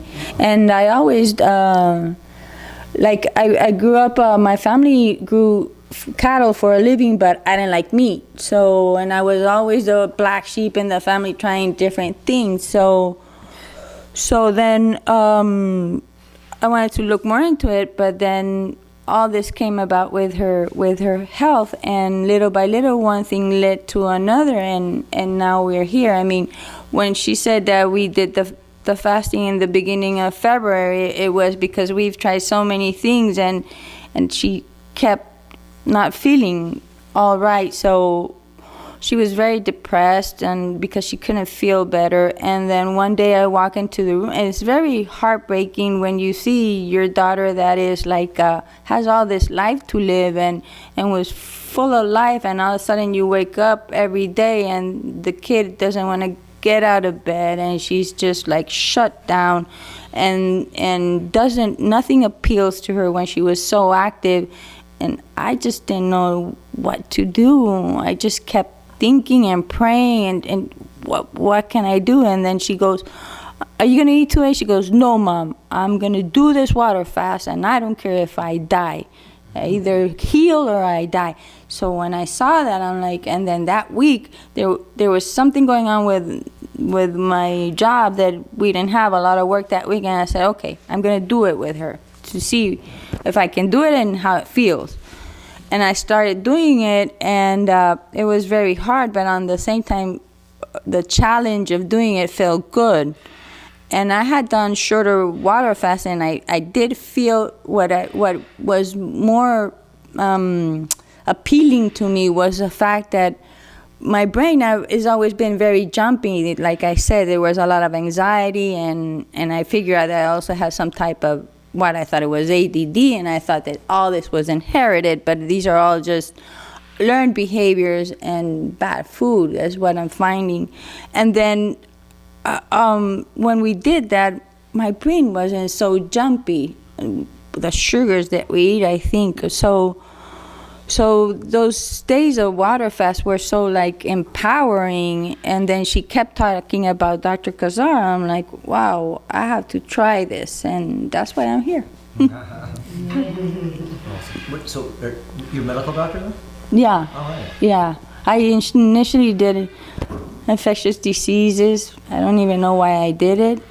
And then after that, I practiced for a while, but the hospitals were overwhelming, and it was the fact that I couldn't heal anyone. Yeah, you can't help anybody. So did they, in Venezuela, I know how it is in the United States, do they teach you any in-depth teachings on parasites, heavy metal detoxification, or anything about endocrine disruptors, anything about RF frequencies? See, no one mentions any of these things. These are like the red herrings in the system. You're wasting. If you don't understand these things as a doctor, guys, then I'm sorry. Then you can't help your patients. What do you think? The magic pill's going to help? It doesn't. That's like, help. and then once you do it with all this schooling and all this BS, and you spend all this time and energy and money, and you get out. I know I have probably 4 friends that became medical doctors, and they won't do it. This is, look, I'm just an assistant to death. I can't do anything. I don't want a private practice. I want to work at the hospital, and I can only follow their rules and boundaries. And if I even say anything or question anything beyond, why don't we have a detoxification department? Where's an oxygenation department here? Okay, where's such and such to be able to teach people how to go ahead and go home and do their own enemas instead of the doctors are now looked at instead of teachers. Now they're the last resort saviors. Right. Here, let me give you something convenient so I can go on with my short and pointless life and keep on poisoning myself, keep on putting cell phones up all day. Lady next door, I kept telling her, nice lady. I used to see her at church all the time. Excuse me, at yoga, and she's a church girl. And so she'd be on the phone handling the church things all day long on this phone. I said, you need a hard line. No, it's fine. I looked it up. There's nothing wrong with it. Brain tumor, right side. Okay? You know how many farmers are dying because of glyphosate poisoning? Forget about you eating the glyphosate food. You just get a messed up stomach. And it'll kill you in time because it just does. It's a slow kill. Remember, all of your food has to be broken down by the gut wall flora.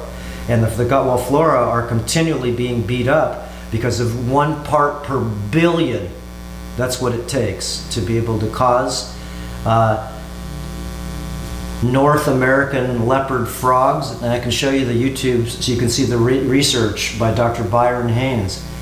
Okay, and so you can see how 1 part per billion changes a male frog into a female, and also in just 1 part per billion, not a million, what per billion in their water.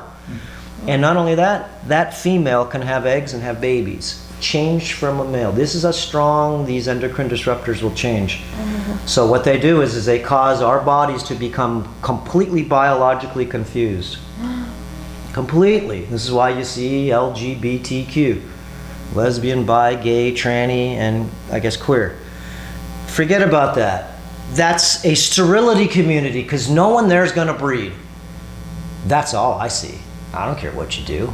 So what? Do you say anything what you do with your wife at night?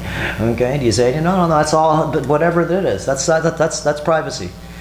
But this group here, as you can see, is a sterility group because they're not going to breed, and they've done a lot of jobs on this system here to make it so you don't want to breed. You don't want to. Why? It's because remember, there's no pheromones she's producing, and you can't smell them. So there's no attraction. Men look at sometimes females as creatures. And females look at men and go, I don't know.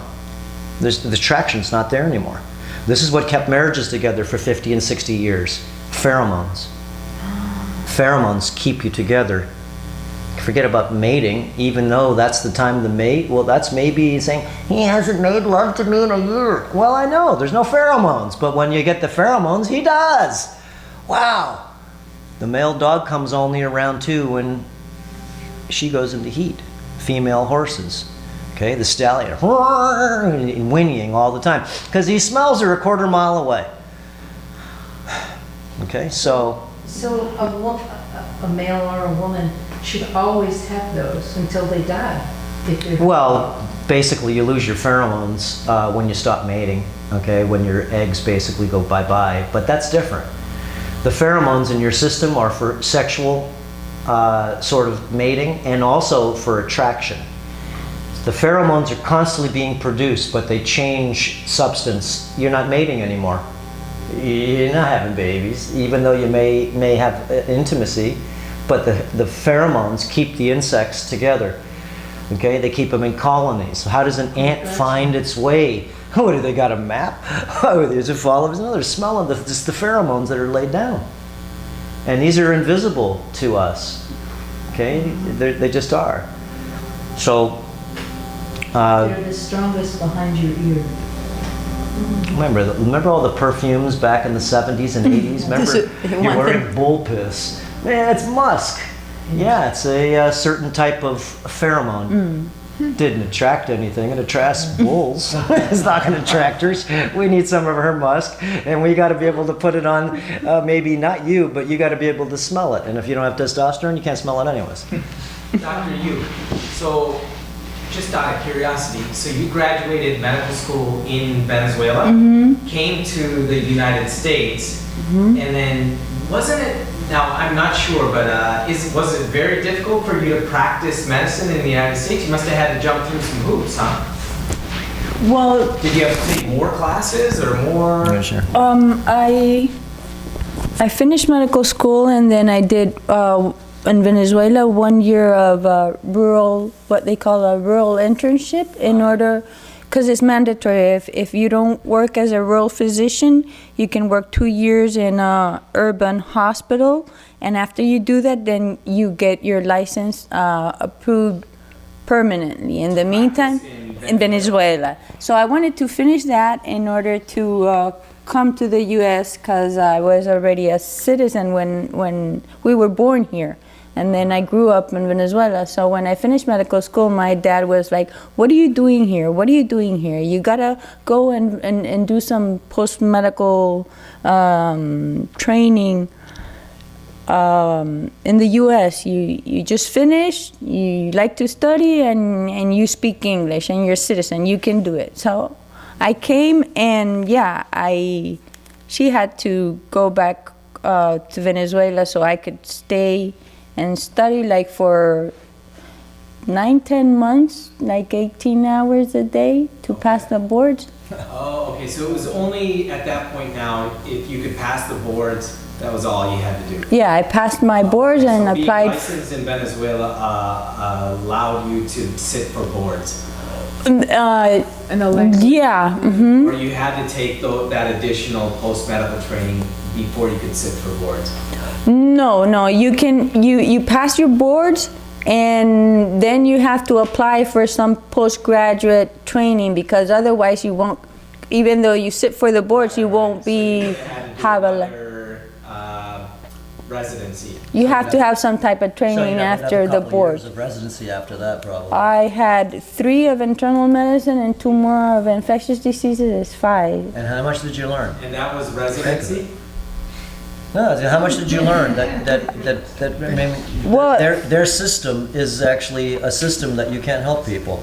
It's not that you don't want to, but you can see.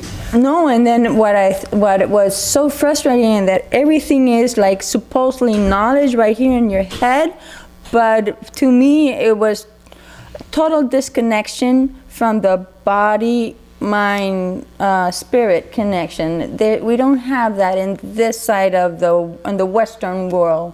We don't look the body as a whole. So when you go to the doctor, the only thing that they want to treat is a symptom, but that's it. You don't do anything else. You don't talk to the person to see what they ate or how they feel the day before or what's going on in your personal life or your professional life. And I find out that every single little thing adds up. If you do it in a positive way, you're going to have more health. But if you're doing it like, adding up through the years, and it's like you said, you were healthy until bada bing, bada boom, I found this. No, it's been cumulative, and then you break and you find that, you have a disease, but it didn't come out of the blues. You were cooking it for a while and we didn't know. That's how I feel that we get sick. And the system is very hard to break. I mean, I find it, by now, I'm just working in a place part-time for health maintenance organizations, HMOs. And I find myself that a lot of times I just don't even talk too much to the patients because it's a waste of energy, it's a waste of time, and they come back and it's just the same complaint over and over, and you don't get anywhere. And after a while, specialists don't want to see them anymore either, so it's kind of, you're stuck. So when you care, it bothers you, and I ended up getting sick from it. And when you don't care, like I see a lot of my fellow doctors and friends by that time, they were just, how many patients? 40 patients. Okay, it's like a meat market. You just go and prescribe, and next, and most of the time you don't even know their names because you don't remember them. So that's a meat market. That's what it is. It's like this revolving door. When I went to the emergency hospital in Hilo, that place was like, if it was a restaurant, that place was the best revolving door of new customers just coming in, and then they just disappeared and go into the hospital. Then this new group, boom, boom, boom, comes in, okay? And all of a sudden they sort of disappear and go into the abyss, into the hospital. All day long. I sat there for like 7 hours, like, just waiting for them to get them in and everything.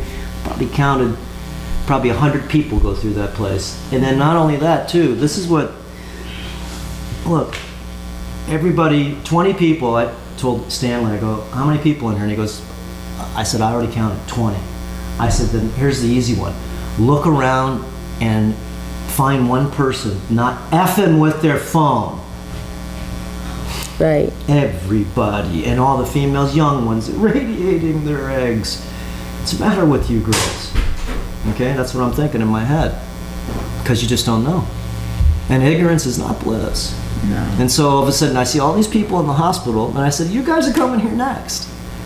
Okay, you're in this place where everybody's just like, I don't know. I don't like the hospital because, I mean, just for me to go in there, on top of the hospital over here has probably 50 cell towers on the top. I walk in with my machine, massive Wi-Fi routers in that whole place, all blue light inside, and how is that patient going to get better? And the floor where they have all the satellite towers up there, that's the healing floor, right at the very top. And then they have, but they're like 6 feet tall. And if you go to the hospital down here, Hilo Hospital, just look up on top there. What do you guys do? Get $100 per antenna or something? Why couldn't you put them next door? Why would you put them on top of the hospital when those people are trying to regenerate? Is that place a Satan's hospital? Is all these hospitals? Is this what you see? Remember, we're part of this. And see, and I got a chance to be able to really see this deep. My father, I told you, he was the administrator for National Medical Enterprises. Okay, and it's a business, and you don't know that. Okay, so, unless you're a physician, unless we go through all this training, and I wanted to go ahead and actually be an MD at first. Why? Because my father's in the MD. It's all schools. It's all, it's all of this, he was part of the hospital system, and I got a chance to go in there, and I had to stop. This is all like dumb, every bit of it. And so, yeah, I met Dr. Franco Colombo. He's a bodybuilder. Arnold Schwarzenegger's training partner. Okay, and I was building his room addition, and I saw this guy, and all of a sudden went to his office one day just to look and see it. And I entered Dr. Chiropractic school. I'd never even been to, and I just wanted to do that. Yeah, and so that started me out in a road, because you don't get out of school, you don't know anything. Right. And you got a degree, an indoctrinational degree.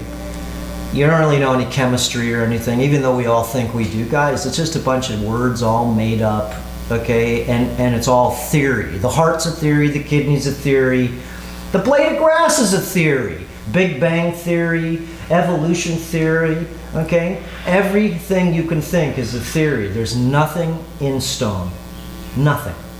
And so we believe, when we go to school, we pay all this money, and all we get taught is theory.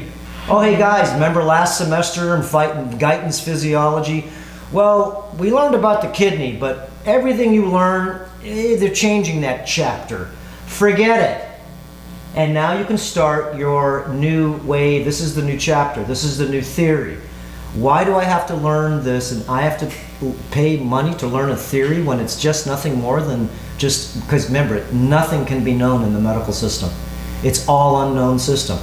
A blade of grass, a seed from a blade of grass is unknown. What makes you think you're going to know this body? Especially, remember in school, cutting them all up, looking inside of the machine. Whoa! 75,000 miles of hose in this thing. 75,000 miles here to to Los Angeles across the big blue ocean, there's 3,000 miles. 75,000 miles of hoses in here. Wow.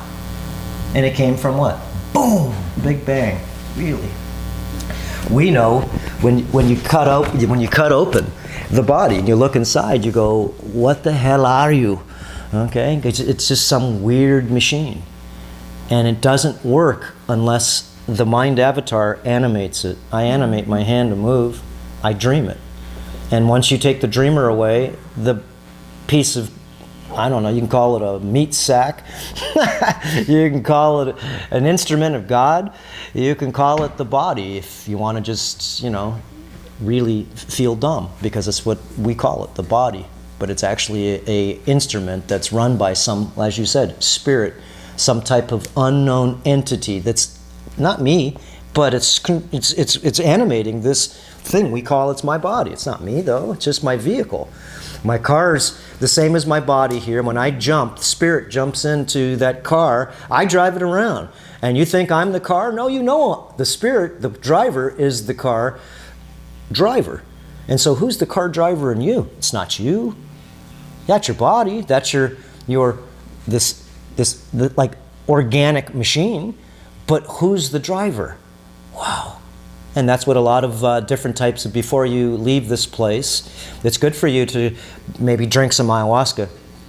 It's good for you to use some of the plant entheogens, okay? Just to dissolve some of the borders of your insanity. Because you're going to die anyways, you might as well dissolve a few things in your brain now and get used to it. Because dissolution is not easy, the dissolution of death. And that's what a lot of these entheogens, under ceremonial expert, I've drank ayahuasca probably 250 doses, and a variety of other entheogens under expert guidance, and also as a clinical researcher, ethnobiologist. Ethnobiology, these are entheogens, entheo, in God. Want to find the God within? Eat this. And they'll watch you. You're banned because you're psychedelics to help you empower your consciousness. Connect your consciousness. Yeah. And that's what these do. Each one will connect a different part. N-M-tryptamine, 5-MeO, DMT. Each one of these will activate a different part of your brain. Psilocybin, okay? Ibogaine, all these different, sassafras opens up the heart, okay? Each one of these different entheogens will go ahead and actually activate a part of your brain that was not activated before. Because you think your brain is just, you're not even having fun in your brain anymore. It's because you're used to it. How would you like to activate another 50 million neural nets? Whoa! And all of a sudden now you got a new transistor in your computer. Now you got a new life. And that's what these entheogens also do too, is once you clean the body, then you're ready to reset the mind. Cleaning the body's easy. All you got to do is, the mind's got to say, shut up. And then when you take the entheogen, because the mind has to be in control of the body. And if you're here, the mind has some control over the body, even though most of the time it may not. You got here for a reason, but if the body's in control of the mind, you wouldn't be here. Parasites would say, no way. You got too many other things to do. Okay, so it is this multidimensional, multifractional sort of weird thing that we house a lot of demons and a lot of good things, and your job is to push out all the stupid things, all the world is stupid in your body. All the chemicals, all the parasites, all the things that have no purpose anymore for conductivity. So your job is to get more conductive. And as you get more conductive, you clean your body, and there is another layer of this, is to reset the mind. And I'm sure you know about entheogens, right? I've been reading about them, yeah. Yeah, and has anybody ever taken any of the entheogens and all? Took ayahuasca last year. Interested in doing it. Okay, so you did ayahuasca? Mm-hmm. Once? Twice. And twice, okay. One of them is the mushrooms, right? Yeah. Psilocybin, mushroom? Right, those two. Yeah. Okay, when was the last time you took that? Many years ago, 25 years. This would help you. This would help you at this time, after you clean your body. Yeah. Yes, it will. Right. 100%. I guarantee you. Okay, and it's good that you've sort of sampled, probably playing with them and not the right, taking them, Okay, and like the first times I did, guy slipped them in our sandwich. Hey, in about 30 minutes, you go, I gave you guys some magic mushrooms. 16 years old. I don't feel nothing. 30 minutes later, I can't get out of the van. Shoot, there's a bunch of things flying around in my head. And I heard these guys going, oh, those guys are effed up. Yeah, I know. Shouldn't have gave us the mushrooms, especially. I didn't know what I was getting into. But that was the best thing that ever happened to me because it opened up a part of my brain. So to have a couple people that have done ayahuasca. Anybody else? Five times. Excellent. I was pretty desperate. I had to resort to morning glory seeds. I don't recommend it. No, that's more of the demon system. That's, to me, I've tried, remember, most of things. And the morning glory ones there, to me, it's like all of a sudden it takes, to me, there's like a demonic realm this thing takes you to. I don't know about you, but I didn't enjoy it. no, I had neither. Same with peyote. See, I take the feminine energies. The females like the peyote because you ain't got masculine stuff. Is that mescaline? Never tried it. Peyote is a masculine. No, mescaline they call it. Oh, mescaline. Mescaline. Mescaline. Okay. Peyote, yeah, that's father. It's called, and ayahuasca's mother. Ayahuasca's she's a bitch, but she's still nice. And the mescaline and or the father's never nice, especially if you're a man. He's gonna teach you a lesson, probably never to touch this again. And that's mescaline. Well, that's the father, the male. The males don't need the male entheogens. You guys do. We need the female ones. This other blend that actually gives us another part of ourselves that, of course, we don't have connected. So the vine of the soul is Sophia. Sophia is ayahuasca. Ayahuasca is, of course, the mother of the forest. And of what lives in the forest are all the creatures of the forest of the mother of ayahuasca. Yeah. Right. Yeah, I just got back from the Amazon a couple of years ago, but wow, that was Must have been yeah, it was beautiful. Yeah. And it does make a difference where you drink ayahuasca because there's different creatures, the energy that you open up, there's different creatures that live there. I don't see the jaguar here, but over there I did. Okay, over here I see insects. I see all these little. What part of the Amazon did you go? I forget the names, but we went to 3 or 4 different places. We went to the lowlands right next to the river. There, had to drive down the river about 10 miles to this place, and the guy says it's not the safest anymore down here because there's pirates on the river. Oh, really, pirates up and down the river. So. And if you're not a local, they know. Yeah. They don't mess with the local people because we live here. What are you going to do? I'm going to get my brother on you if I come back. But not the tourists. Yeah, got you. Scammed you. Yeah. So, and if you haven't, there's a lot of good books on to just get other people's perspectives on ayahuasca. You can see some of the beautiful paintings from Alex Gray. To go ahead and see interdimensionality, to show you what he sees. He's a telepath, empath, and the most beautiful artist to show you the connections to make you go, how'd you paint that shit? Whoa. I have some in my house of these ones where the avatar's looking through your brain, seeing through your eyes. Remember, do you think your eyes are just for yours? Come on, this is an interdimensional game. And maybe the world of no form is playing with most of our forms, as most of it for entertainment. You really think these video cameras are just for us? Drink this, I'll show you. They're not. Yeah. And of course, you can't talk about any of this stuff unless you've been there and touched it, and of course, because there's nothing to say.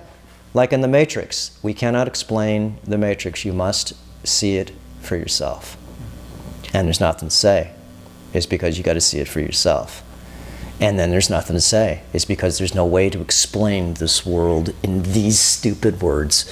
You have to be there.